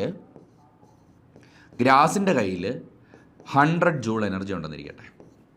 ഈ ഗ്രാസിനെ ഒരു ഗ്രാസ് ഹോപ്പർ കഴിക്കുമ്പോൾ ഗ്രാസ് ഹോപ്പറിന് എത്രയേ കിട്ടൂ? T2ന് എത്രയേ കിട്ടൂ?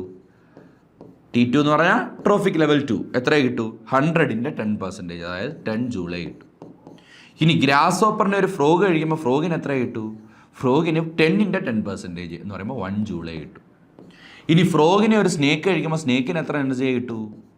1ൻ്റെ 10%, ദാറ്റ് ഈസ് 0.1 ജൂളേ കിട്ടും. 0.1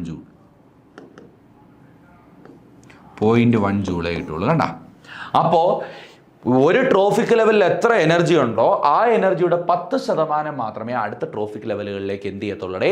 ട്രാൻസ്ഫർ ചെയ്യപ്പെടുള്ളൂ. അതാണ് ഇവിടെ പറയുന്ന 10% law. Only 10% of the energy is transferred to each trophic level from the lower trophic level. കണ്ടോ, ഇത് T1, ഇത് T2, ഇത് T3, ഇത് T4. അപ്പം T1 നിന്ന് T2 10%. കണ്ടോ, ലോവർ ട്രോഫിക് ലെവലിൽ നിന്ന് ഹയർ ട്രോഫിക് ലെവലിലോട്ട് 10%. ഇവിടുന്ന് വീണ്ടും ഇത് ലോവറാ, ഇത് ഹയറാ, അപ്പം 10%, വീണ്ടും 10%. ഇങ്ങനെ ട്രാൻസ്ഫർ ചെയ്യുള്ളൂ. This is called 10% law. 10% law. ഇനി എന്താണ്ട് write a short note on the following. എന്താണ് ഫുഡ് വെബ്?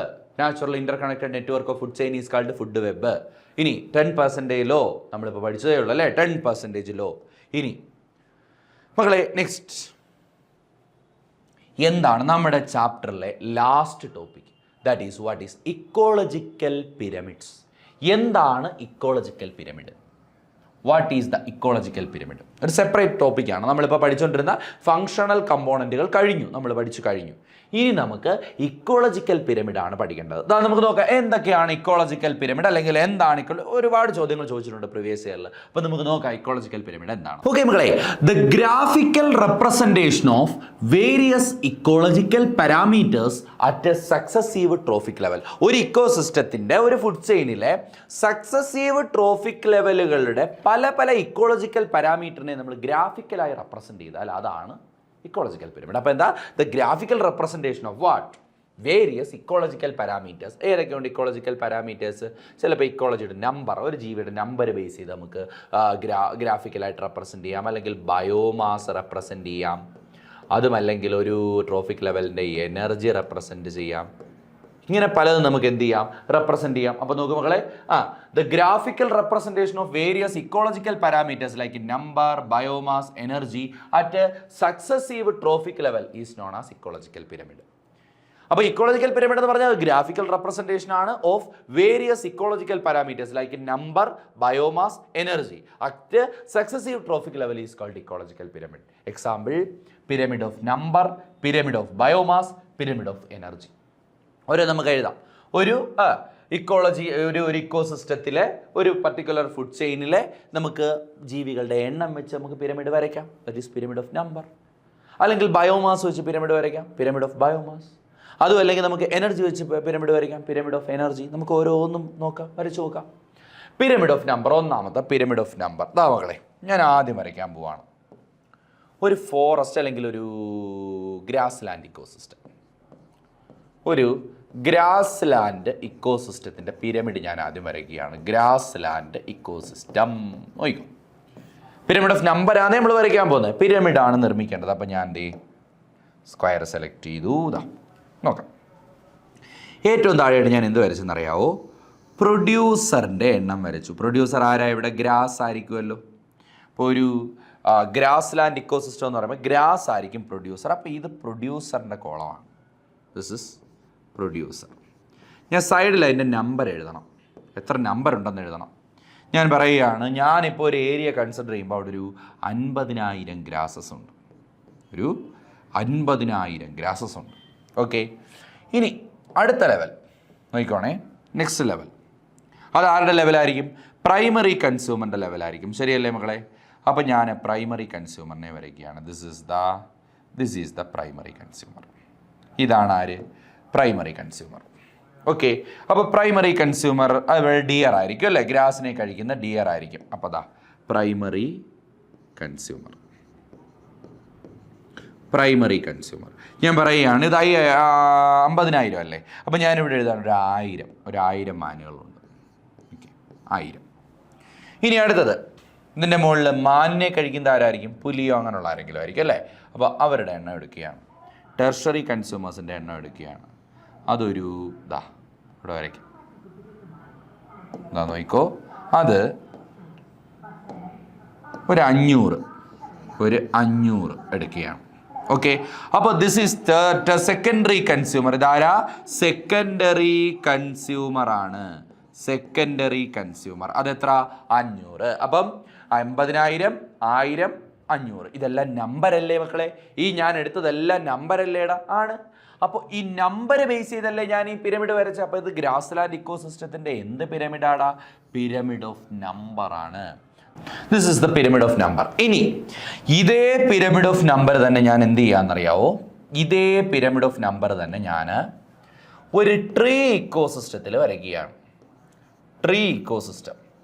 ഈ ട്രീ ഇക്കോസിസ്റ്റത്തിൽ പ്രധാനമായിട്ട് 2 തരത്തിലുള്ള ഫുഡ് ചെയിൻ കാണാം. ട്രീ ഇക്കോസിസ്റ്റത്തിൽ നമുക്ക് ഒന്ന് പ്രിഡേറ്റീവ് ഫുഡ് ചെയിനും കാണാം, മറ്റൊന്ന് പാരസൈറ്റിക് ഫുഡ് ചെയിനും കാണാം. എന്ന് വെച്ചപ്പോൾ ഒരു ട്രീയുടെ എന്താണ് ഫ്രൂഗിവോറസ് ബേർഡുകൾ കഴിക്കുന്നു, ഫ്രൂട്ട് ഈറ്റിംഗ് ബേർഡുകൾ കഴിക്കുന്നു, അതിനെ ഹോക്സ് കഴിക്കുന്നു, അങ്ങനെ പോകുന്ന ഒരു ഫുഡ് ചെയിൻ ഉണ്ട്. അത് പ്രിഡേറ്ററി ഫുഡ് ചെയിൻ. പക്ഷെ ഞാനിവിടെ വരയ്ക്കുന്ന പ്രിഡേറ്ററി ഫുഡ് ചെയിൻ അല്ല, പകരം പാരസൈറ്റിക് ഫുഡ് ചെയിനാണ്. ട്രീ ഇക്കോസിസ്റ്റത്തിൻ്റെ ഏത് ഫുഡ് ചെയിനാണ് വരയ്ക്കുന്നത്? Parasitic food chain. Parasitic food chain വരയ്ക്കാൻ പോവാം. അപ്പോൾ ഒരു ട്രീയേ ഉള്ളൂ. ട്രീ എത്ര എണ്ണേ ഉള്ളൂ? ഒരെണ്ണേ ഉള്ളൂ. ട്രീയിൽ നിന്ന് ഫ്രൂട്ട്സിനെ ഫ്രൂഗിവോറസ് ബേർഡുകൾ കഴിക്കുന്നു. ഫ്രൂഗിവോറസ് ബേർഡ്സ് കഴിക്കുന്നു. അതായത് ഫ്രൂട്ട് ഈറ്റിംഗ് ബേർഡ്സ് ആണ് ഫ്രൂഗിവോറസ് ബേർഡ്സ്. ആ ഫ്രൂഗിവോറസ് ബേർഡ്സിൻ്റെ ബോഡിയിൽ ലൈസ് കാണുമല്ലോ, ചെള്ളുകൾ കാണുമല്ലോ, പാരസൈറ്റ് കാണുമല്ലോ, ചെള്ള്. ഇനി ഈ ചെള്ളുകളുടെ ബോഡിയിൽ ഈ ചെള്ളിൻ്റെ പാരസൈറ്റായിട്ട് ബാക്ടീരിയ കാണുമല്ലോ. നമുക്ക് അതിൻ്റെ നമ്പർ ഒന്ന് എടുക്കാം. ട്രീ ഒരെണ്ണം. ഫ്രൂഗിവോറസ് ബേർഡുകൾ ഒരു 50 എണ്ണം ഉണ്ടെന്നിരിക്കട്ടെ. 50 എണ്ണം. ലൈസ് ആണെങ്കിലോ ഓരോ ഫ്രൂഗിവോറസ് ബോർഡിൻ്റെ ബോർഡിൽ എത്ര ലൈസ് കാണും? ഞാൻ എഴുതാണ് ഒരു 1000 എണ്ണം കാണും. ലൈസ് എല്ലാം കൂടെ എല്ലാത്തിൻ്റെയും കൂടെ ബോഡിയിൽ 1000 എണ്ണം. 1000 ലൈസിൻ്റെ ബോഡിയിൽ അല്ലെങ്കിൽ 1000 ലൈസിൻ്റെ ബോഡിയിൽ എത്ര ബാക്ടീരിയ കാണും? ലക്ഷക്കണക്കിന് ഇൻഫിനിറ്റ് നമ്പർ ഓഫ് ബാക്ടീരിയ കാണും. ശരിയല്ലേ മക്കളെ? ഇൻഫിനിറ്റ് നമ്പർ ഓഫ് ബാക്ടീരിയാസ് ഉണ്ടാവും, ഇൻഫിനിറ്റ് നമ്പർ ഓഫ് ബാക്ടീരിയ. അപ്പോൾ നോക്കിയേ, നമ്പർ കൂടിക്കൂടിയല്ലേടാ പോകുന്നത്. അപ്പോൾ ഇതിൻ്റെ പിരമിഡ് നമുക്കൊന്ന് വരച്ച് നോക്കാം. പിരമിഡ് വരച്ചാൽ ഏറ്റവും താഴത്തെ പിരമിഡിൻ്റെ കുളം ചെറുതായിരിക്കും, കാര്യം ഒരു ട്രീയേ ഉള്ളൂ. പ്രൊഡ്യൂസറിൻ്റെ കുളം ചെറുതായിരിക്കും. ഇനി അത് കഴിഞ്ഞ് നമ്മൾ പ്രൈമറി കൺസ്യൂമർ വരയ്ക്കുന്ന സമയത്ത് അത് കുറച്ചുകൂടെ വലുതായിരിക്കും. കാരണം എന്താ? പ്രൊഡ്യൂസറിനെക്കാട്ടി കൂടുതൽ പ്രൈമറി കൺസ്യൂമർ ഉണ്ട്, 50 എണ്ണം ഉണ്ട്. ശരിയല്ലേ? ഇനി നമ്മൾ ലൈസിൻ്റെ കുളം വരയ്ക്കുമ്പോൾ അത് കുറച്ചുകൂടെ വലുതായിരിക്കും. കാരണം എന്താ? അത് വീണ്ടും ഒരുപാട് കൂടുതലാണ്. ശരിയല്ലേ മക്കളെ? ആണ്. അപ്പോൾ അങ്ങനെയെങ്കിൽ അടുത്ത ഞാൻ വരയ്ക്കുകയാണ്. അതാ നോക്കിക്കോ, അടുത്ത ഞാൻ വരയ്ക്കുകയാണ്. അടുത്ത വരയ്ക്കുന്ന സമയത്ത് വീണ്ടും വലുതായിരിക്കും. കാരണം എന്താ? അവിടെ വീണ്ടും അതിനെക്കാട്ടി കൂടുതൽ ആരുണ്ട് മക്കളെ? ബാക്ടീരിയ ഉണ്ട്. ശരിയല്ലേ? അപ്പോൾ ഇതാണ് ഇവിടുത്തെ, ഇത് 1, ഇത് 50, ഇത് 1000, ഇതാണെങ്കിൽ ഇൻഫിനിറ്റ് നമ്പർ ഒരുപാടുണ്ട്. അപ്പോൾ ഇതാരാ? Producer, primary consumer, secondary consumer, tertiary consumer. ശരിയല്ലേ? അപ്പോൾ പിരമിഡ് ഓഫ് നമ്പർ ഇൻവേർട്ടഡ് ആകുന്ന ഇക്കോസിസ്റ്റം ഏതാണ്? Tree ecosystem. ട്രീ ഇക്കോസിസ്റ്റത്തിലെ ഏത് ഫുഡ് ചെയിൻ ആണ്? പാരസൈറ്റിക് ഫുഡ് ചെയിൻ ആണ്. ഏത് ഫുഡ് ചെയിൻ ആണ്? പാരസൈറ്റിക് ഫുഡ് ചെയിൻ ആണ്. പ്രത്യേകം ഓർത്തിരിക്കണം കേട്ടോ. അപ്പോൾ ട്രീ ഇക്കോസിസ്റ്റത്തിലെ ഏത് ഫുഡ് ചെയിൻ ആണ്? എന്തിന് എക്സാമ്പിൾ? ഇൻവേർട്ടഡ് പിരമിഡിന് example inverted pyramid of number. This is inverted pyramid of number. Inverted pyramid of number. Inverted pyramid of number. Pyramid of നമ്പറിൻ്റെ ഇൻവേർട്ടഡ് ഫോം എവിടെയാണ്? ട്രീ ഇക്കോസിസ്റ്റത്തിൽ. ട്രീ ഇക്കോസിസ്റ്റത്തിൽ 2 ഫുഡ് ചെയിൻ ഉണ്ട്. Predative food ചെയിനും ഉണ്ട്, parasitic food ചെയിനും ഉണ്ട്. ഏതാത്? Parasitic food chain ആണ് എന്തിന് example? Inverted pyramid തരുന്നത്, ഇൻവേർട്ടഡ് പിരമിഡ് ഓഫ് നമ്പർ തരുന്നത്. ഓക്കെ മക്കളെ, ക്ലിയർ ആണ്? ഫുഡ് ചെയിൻ നമ്മൾ വരച്ച് വെച്ചിട്ടുണ്ടേ ഉണ്ട്. ഇനി അങ്ങനെയാണെങ്കിൽ അടുത്തത് പിരമിഡ് ഓഫ് ബയോമാസ്. നമ്മൾ പ്രൊഡ്യൂസറിൻ്റെയും പ്രൈമറി കൺസ്യൂമറിൻ്റെയും സെക്കൻഡറി കൺസ്യൂമറിൻ്റെയും ടെർഷറി കൺസ്യൂമറിൻ്റെയൊക്കെ ബയോമാസ് എടുത്തിട്ട് പിരമിഡ് ഉണ്ടാക്കുന്നു. നോയിക്കോ പിരമിഡ് ഓഫ് ബയോമാസ്. ഇവിടെ ഞാനിവിടെ പ്രൊഡ്യൂസറിനെ എടുക്കുകയാണ്. ഇപ്പോൾ നമ്മൾ വരയ്ക്കാൻ പോകുന്ന പിരമിഡ് ഏത് ഇക്കോസിസ്റ്റത്തിൻ്റെ ആണെന്നറിയാവോ? ഏത് ഇക്കോസിസ്റ്റത്തിൻ്റെ ആണെന്ന് ചോദിച്ചാൽ ദാറ്റ് ഈസ് ഇപ്പോൾ ഗ്രാസ് ലാൻഡ് ഇക്കോസിസ്റ്റം തന്നെ ഇരിക്കട്ടെ. Grassland. This is grassland ecosystem. Grassland ഇക്കോസിസ്റ്റത്തിൽ നമുക്കറിയാം ഏറ്റവും താഴെ ഗ്രാസസ് അല്ലേ വരുന്നത്? ആണ്. ഗ്രാസസിൻ്റെ മാസ് എന്തായാലും പ്രൈമറി കൺസ്യൂമറിനെക്കാട്ടി കൂടുതലായിരിക്കും. ദിസ് ഇസ് ഗ്രാസ് അഥവാ പ്രൊഡ്യൂസർ. പ്രൊഡ്യൂസറിൻ്റെ മാസ് നമ്മളിവിടെ എഴുതിയാണ്.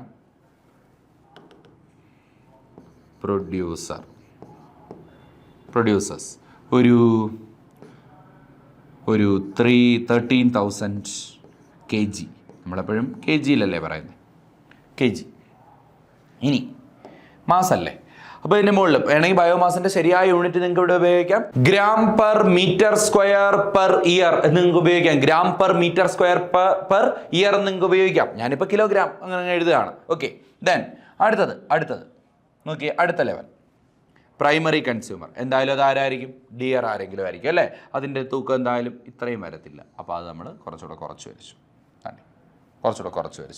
അതൊരു 5000 കിലോഗ്രാം. 5000 കിലോഗ്രാം. ഓക്കെ. ഇനി അടുത്തത് ആരായിരിക്കും? പ്രൊഡ്യൂസർ. ഇതാരാ? Primary consumer. ഇനി സെക്കൻഡറി കൺസ്യൂമർ. അപ്പോൾ ഡിയറിനെ കഴിക്കുന്ന ആര്? ടൈഗറിൻ്റെ മാസ് കുറച്ചുകൂടെ കുറവായിരിക്കും. എണ്ണവും കുറവായിരിക്കും, അതുകൊണ്ട് തന്നെ എൻ്റെ മാസും കുറവായിരിക്കും. ഓക്കെ, ഇതാണ് അതിൻ്റെ മാസ്. ഓക്കെ ആണേ മക്കളെ? ഇതാണ് അതിൻ്റെ മാസ്. അപ്പോൾ ഞാനിവിടെ വരയ്ക്കുകയാണ്. ദിസ് ഈസ് എബൌട്ട് എത്രയാണ്? ഒരു 1000 kg. ഓക്കെ. ഇപ്പോൾ ഇത് ബയോമാസാണ് അല്ലേ? സെക്കൻഡറി കൺസ്യൂമറിൻ്റെ ബയോമാസാണ്. സെക്കൻഡറി കൺസ്യൂമറിൻ്റെ ബയോമാസാണ്. അപ്പോൾ ഇതാണ് ഗ്രാസ് ലാൻഡ് ഇക്കോസിസ്റ്റത്തിൻ്റെ പിരമിഡ് ഓഫ് ബയോമാസ്. ഇറക്റ്റ് ആണോ ഇൻവേർട്ടഡ് ആണോ? ഇറക്റ്റ് ആണ്. നോർമൽ പിരമിഡാണ്. ശരിയല്ലേ? എന്നാൽ ഈ പിരമിഡ് എന്താവും? ഇൻവേർട്ടഡ് ആവും. നോക്കാം ഈ പിരമിഡ് എപ്പോഴാണ് ഇൻവേർട്ടഡ് ആവുന്നതെന്ന് നോക്കാം. ഇങ്ങോട്ട് നോക്കിക്കോണേ.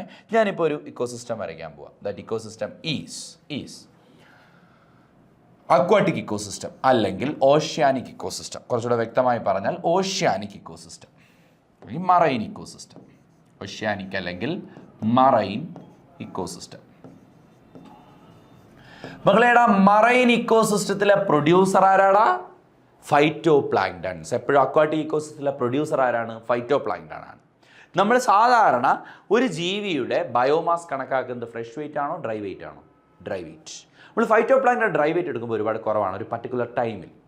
ഒരു ഇയറിലെ മറൈൻ ഇക്കോസിസ്റ്റത്തിൻ്റെ പിരമിഡ് ഓഫ് ബയോമാസ് ആണെങ്കിൽ അത് ഇറക്റ്റ് തന്നെ ആയിരിക്കും. പക്ഷെ ഒരു പർട്ടിക്കുലർ ടൈമിൽ നിങ്ങൾ എടുത്തു കഴിഞ്ഞാൽ ഫൈറ്റോ പ്ലാങ്ക്ടണിൻ്റെ ബയോമാസ് കണക്കാക്കിയാൽ അത് തീരെ ചെറുതാണ്. അപ്പോൾ അതുകൊണ്ട് തന്നെ ഏറ്റവും താഴെയുള്ള പ്രൊഡ്യൂസറിൻ്റെ ലെവൽ ചെറുതായിരിക്കും, പ്രൊഡ്യൂസറിനേക്കാൾ കൂടുതൽ. അപ്പോൾ പ്രൊഡ്യൂസർ ആരാ ഇവിടെ? ഫൈറ്റോ പ്ലാങ്ക്ടൺ ആണ്. ഫൈറ്റോ പ്ലാങ്ക്ടൺ ആണ്. അതിൻ്റെ തൂക്കം എന്തായിരിക്കും മക്കളെ? കുറവായിരിക്കും. ഫൈറ്റോ പ്ലാങ്ക്ടൻ്റെ തൂക്കം കുറവായിരിക്കും. ഇനി അതിനെക്കാട്ടി കൂടുതലായിരിക്കും ആർക്ക്? പ്രൈമറി കൺസ്യൂമേഴ്സ് ആയിട്ടുള്ള സൂപ്പ് പ്ലാങ്ക്ടൺ. ഒരു പർട്ടിക്കുലർ ടൈമിലാണ് മറൈൻ ഇക്കോസിസ്റ്റം അറ്റേ അത് പ്രത്യേകം പറയണം, അറ്റേ പർട്ടിക്കുലർ ടൈം. ഹോൾ ഇയർ അല്ല, ഒരു ഹോൾ ഇയറിലെ ഫൈറ്റോ പ്ലാങ്ക്ടൻ്റെ മൊത്തത്തിലുള്ള തൂക്കം എടുത്തു കഴിഞ്ഞാൽ ഒരുപാട് കൂടുതലാണ്. പക്ഷേ അറ്റ് എ പർട്ടിക്കുലർ ടൈം, ഒരു പ്രത്യേക ടൈമിൽ നമ്മൾ എടുക്കുമ്പോൾ ഫൈറ്റോ പ്ലാങ്ക്ടൻ്റെ എണ്ണം അങ്ങനെയല്ല, at a particular time. Okay മക്കളെ, അപ്പോൾ ഫൈറ്റോ പ്ലാങ്ക്ടൺ തൊട്ടടുത്ത ലെവൽ ആരായിരിക്കും? This is zooplankton. സൂപ്പ് പ്ലാങ്ക്ടനെ കഴിക്കുന്നത് സ്മോൾ ഫിഷസ് ആയിരിക്കും. This is small fishes. Okay, this is small fishes. Small ഫിഷസിനെ കഴിക്കുന്നത് ആരായിരിക്കും? ലാർജ് ഫിഷസ് ആയിരിക്കും. ലാർജ്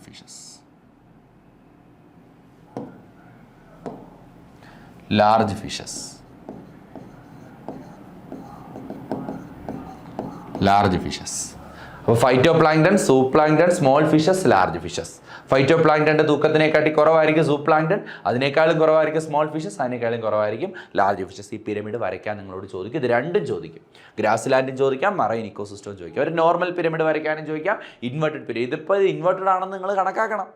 ഫൈറ്റോ പ്ലാങ്ക്ടൺ നമ്മളൊരു മറൈൻ ഇക്കോസിസ്റ്റത്തിൻ്റെ ഫുഡ് ചെയിൻ തന്നിട്ട് അതിൻ്റെ നമ്പറോ അല്ലെങ്കിൽ ബയോമാസോ വരയ്ക്കാൻ പറയുമ്പോഴത്തേക്ക് നിങ്ങളത് ഊഹിക്കണം. അതെന്താണ്? ഇൻവെർട്ടഡ് ആയിരിക്കും. അതിൻ്റെ നമ്പരും അങ്ങനെ തന്നെ ആയിരിക്കും, അല്ലെങ്കിൽ തൂക്കവും തന്നിരിക്കുന്നത് അങ്ങനെ തന്നെ ആയിരിക്കും, ഇതിൻ്റെ ഓരോന്നിൻ്റെ വെയിറ്റും തന്നിരിക്കുന്നത് അങ്ങനെ തന്നെ ആയിരിക്കും. ഓക്കെ മക്കളെ, അപ്പോൾ ദിസ് ഇസ് ഇൻവെർട്ടഡ് പിരമിഡ്. ഇത് ഇൻവെർട്ടഡ് പിരമിഡാണ്. ഇനി ലോകത്തിൽ അപ്പോൾ മറൈൻ ഇക്കോസിസ്റ്റത്തിന്റെ കേസിൽ പിരമിഡ് ഓഫ് ബയോമാസ് എന്തായിരിക്കും? ഇവിടെ ഇൻവെർട്ടഡ് ആയിരിക്കും. എന്നാൽ ട്രീ ഇക്കോസിസ്റ്റത്തിന്റെ കേസിൽ, പാരസൈറ്റിക് ഫുഡ് ചെയിനിൽ ട്രീ ഇക്കോസിസ്റ്റത്തിന്റെ കേസിൽ പിരമിഡ് ഓഫ് നമ്പർ എന്തായിരിക്കും? ഇൻവെർട്ടഡ് ആയിരിക്കും. ഇനി അടുത്തത് that is pyramid of energy. ലോകത്തിൽ ഇൻവെർട്ടഡ് ആകാത്ത ഒരേ ഒരു പിരമിഡ്, ഏത് ഇക്കോസിസ്റ്റം എടുത്താലും, ലോകത്തിലെ ഏത് ഇക്കോസിസ്റ്റം എടുത്താലും പിരമിഡ് ഓഫ് എനർജി എന്തായിരിക്കും? ഇറക്റ്റ് ആയിരിക്കും. അതിനൊരു കാരണമുണ്ട്, രണ്ട് കാരണങ്ങളുണ്ട്. ഒന്ന് 10% ലോ. കാരണം എന്താ? ഒരു ട്രോഫിക് ലെവലിൻ്റെ, ഞാനിപ്പോൾ ഇവിടെ വരയ്ക്കുക ഒരു ഫുഡ് ചെയിൻ, ഏതെങ്കിലും ഒരു ഫുഡ് ചെയിൻ പറഞ്ഞു,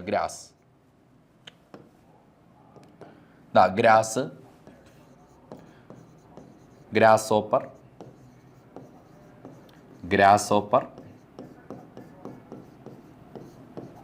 ഫ്രോഗ്.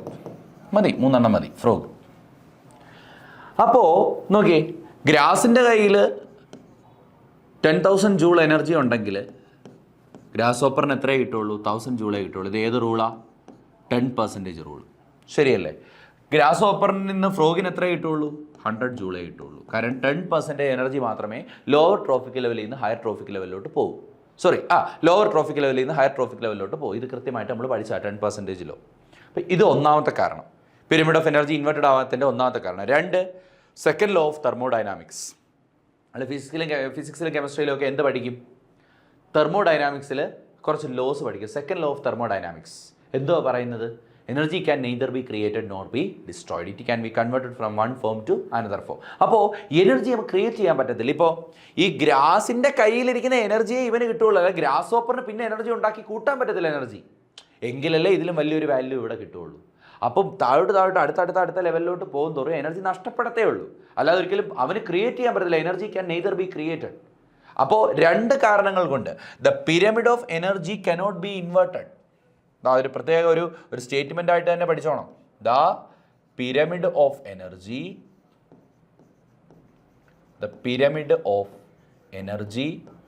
Cannot be inverted. ഒരിക്കലും ഇൻവേർട്ടഡ് ആവത്തില്ല. Pyramid of energy cannot be inverted because എന്തുകൊണ്ടെന്നാൽ കാരണം പറഞ്ഞു മക്കളെ, ബിക്കോസ് ഒരു കാരണം 10% ലോ. രണ്ടാമത്തെ കാരണം എന്തോ മക്കളെ? Second reason, second law of thermodynamics. തെർമോഡൈനാമിക്സിൻ്റെ രണ്ടാമത്തെ law, second law of thermodynamics. ഈ രണ്ട് കാരണങ്ങൾ കൊണ്ട് തന്നെ pyramid of energy cannot be inverted. ഇനി നോക്കിക്കോണം അടുത്തത്. നമുക്കൊരു പിരമിഡ് ഓഫ് എനർജി വരയ്ക്കാം. നോക്കിയാടാ, ഞാനിപ്പോൾ ഇവിടെ വരയ്ക്കുകയാണ്. ഇപ്പോൾ പ്രൊഡ്യൂസർ വരയ്ക്കുകയാണ്. ഇവിടെ നമ്മൾ വെറുതെ ഒരു വാല്യൂ എഴുതാൻ പറ്റത്തില്ല. കാരണം എന്താ? വെറുതെ ഒരു വാല്യൂ എഴുതിയാൽ തെറ്റിപ്പോവും. 10% ലോ അപ്ലൈ ചെയ്ത് തന്നെ എഴുതാൻ പറ്റുള്ളൂ. അപ്പോൾ ഇവിടെ ഞാനൊരു പ്രൊഡ്യൂസറിന്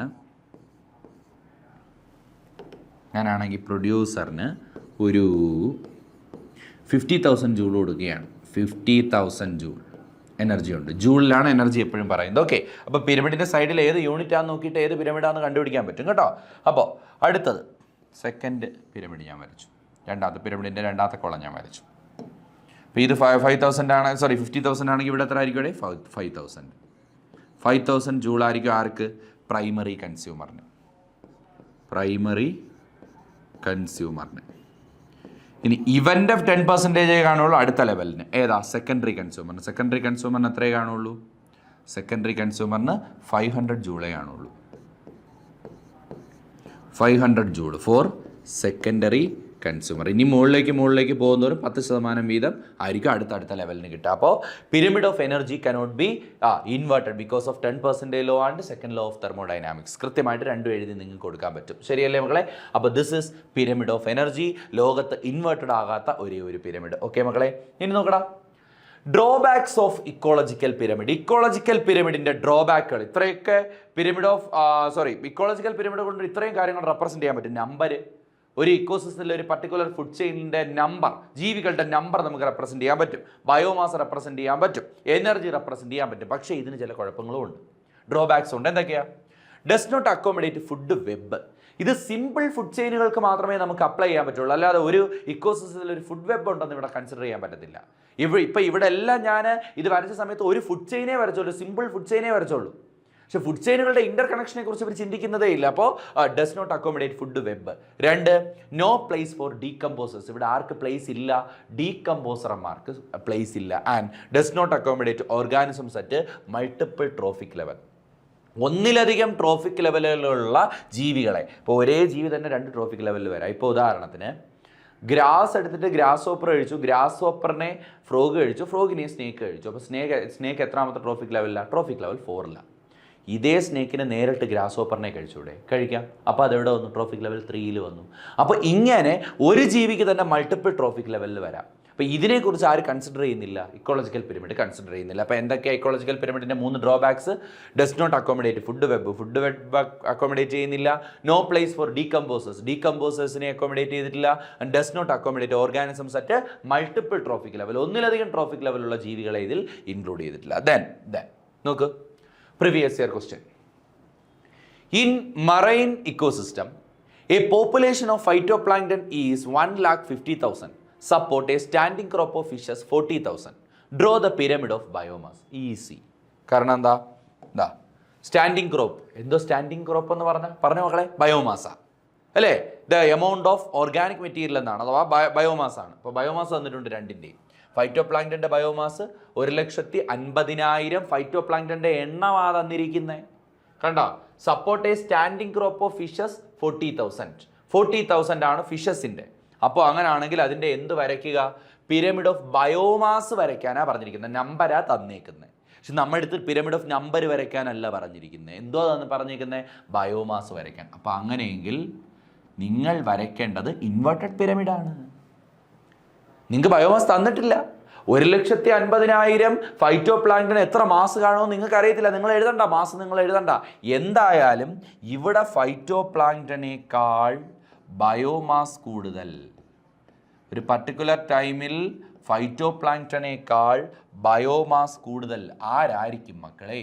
ഫിഷസിന് തന്നെയായിരിക്കും. ഒരു ഫിഷസിന് തന്നെയായിരിക്കും. കണ്ടോ?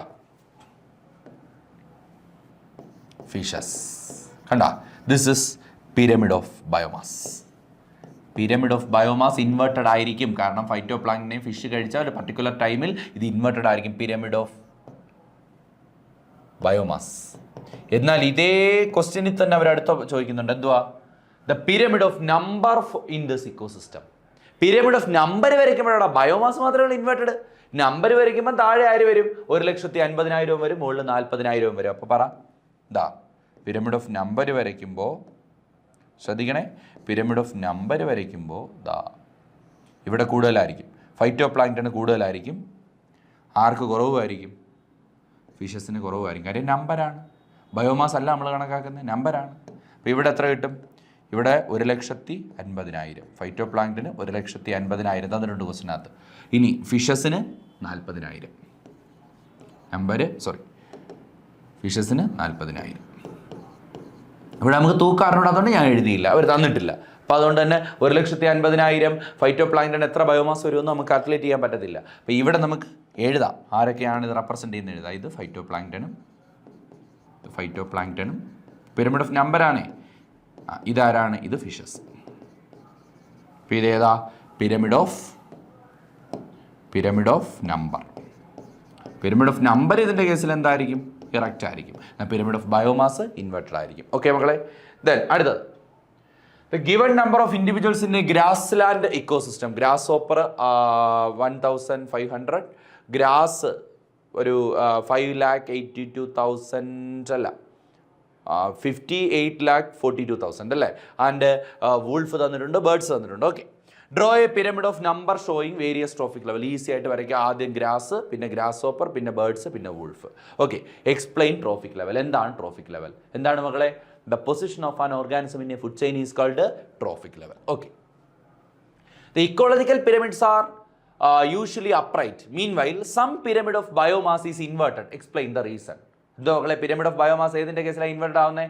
In marine ecosystem, the pyramid of biomass is inverted because at a particular time,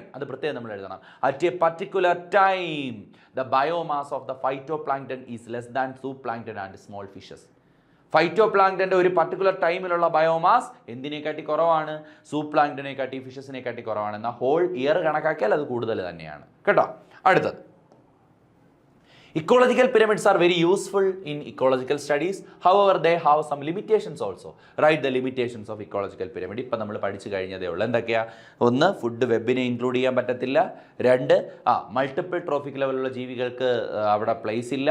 അതുപോലെ തന്നെ 3, സാപ്രോഫൈറ്റുകളെ ഇൻക്ലൂഡ് ചെയ്തിട്ടില്ല. ഓക്കെ മക്കളെ, next, pyramid of energy is always upright, can never be inverted. Justify this statement because of 10% law and second law of thermodynamics. നിങ്ങൾക്ക് എഴുതാൻ പറ്റും. Okay മക്കളെ, ഇത്രയും questions ആണ് പ്രീവിയസ് ഇയറിൽ ഇവിടെ ചോദിച്ചിട്ടുള്ളത്. ഇത് റിപ്പീറ്റ് ചെയ്ത് ഒരുപാട് വർഷങ്ങൾ ഇതേ ചോദ്യം തന്നെ പിന്നെയും ചോദിച്ചിട്ടുണ്ട് കേട്ടോ. അപ്പോൾ സാർ അതിൻ്റെ എല്ലാം ഒരു മോഡൽ ക്വസ്റ്റ്യൻ ആണ് ഇവിടെ നിങ്ങൾക്ക് കാണിച്ചു തന്നത്. ഓരോ മേഖലയിൽ നിന്നും ചോദിച്ചിട്ടുള്ള ഒരു മോഡൽ വീതം റിപ്പീറ്റേറ്റീവ് ആയിട്ടുള്ള ചോദ്യങ്ങൾ ഇൻക്ലൂഡ് ചെയ്തിട്ട് കാര്യമില്ല. ഓക്കെ, അപ്പോൾ ഇത്രയും കാര്യങ്ങൾ നിങ്ങൾ പഠിക്കുകയാണെങ്കിൽ 100% മാർക്ക് നിങ്ങൾക്ക് ഈ ചാപ്റ്ററിൽ നിന്ന് സ്കോർ ചെയ്യാൻ വേണ്ടിയിട്ട് പറ്റും. അപ്പോൾ ക്ലാസ് കാണുക. എന്തെങ്കിലും ഡൗട്ട് നിങ്ങൾക്ക് തോന്നുകയാണെങ്കിൽ കമൻറ്റ് സെക്ഷനിൽ നിങ്ങൾക്ക് ചോദിക്കാം. അല്ലെങ്കിൽ നമ്മുടെ വാട്സപ്പ് കമ്മ്യൂണിറ്റിയിൽ ജോയിൻ ചെയ്യാനുള്ള ലിങ്ക് ഡിസ്ക്രിപ്ഷനിൽ കൊടുക്കുന്നുണ്ട്. നിങ്ങൾക്ക് ജോയിൻ ചെയ്യാം. ഫ്രീ ഡൗട്ട് ഡിസ്കഷൻ ഗ്രൂപ്പാണ്. നിങ്ങൾക്ക് ഡൗട്ട് എപ്പോൾ വന്നാലും നിങ്ങൾക്ക് അതിൽ വന്ന് ക്ലിയർ ചെയ്യാൻ വേണ്ടിയിട്ട് പറ്റും. അപ്പോൾ എല്ലാവരും എല്ലാ ക്ലാസ്സസ് ഫോളോ ചെയ്യുക. തൊട്ടടുത്ത ഒരു ചാപ്റ്ററായിട്ട് നമുക്ക് കാണാം. ബൈ.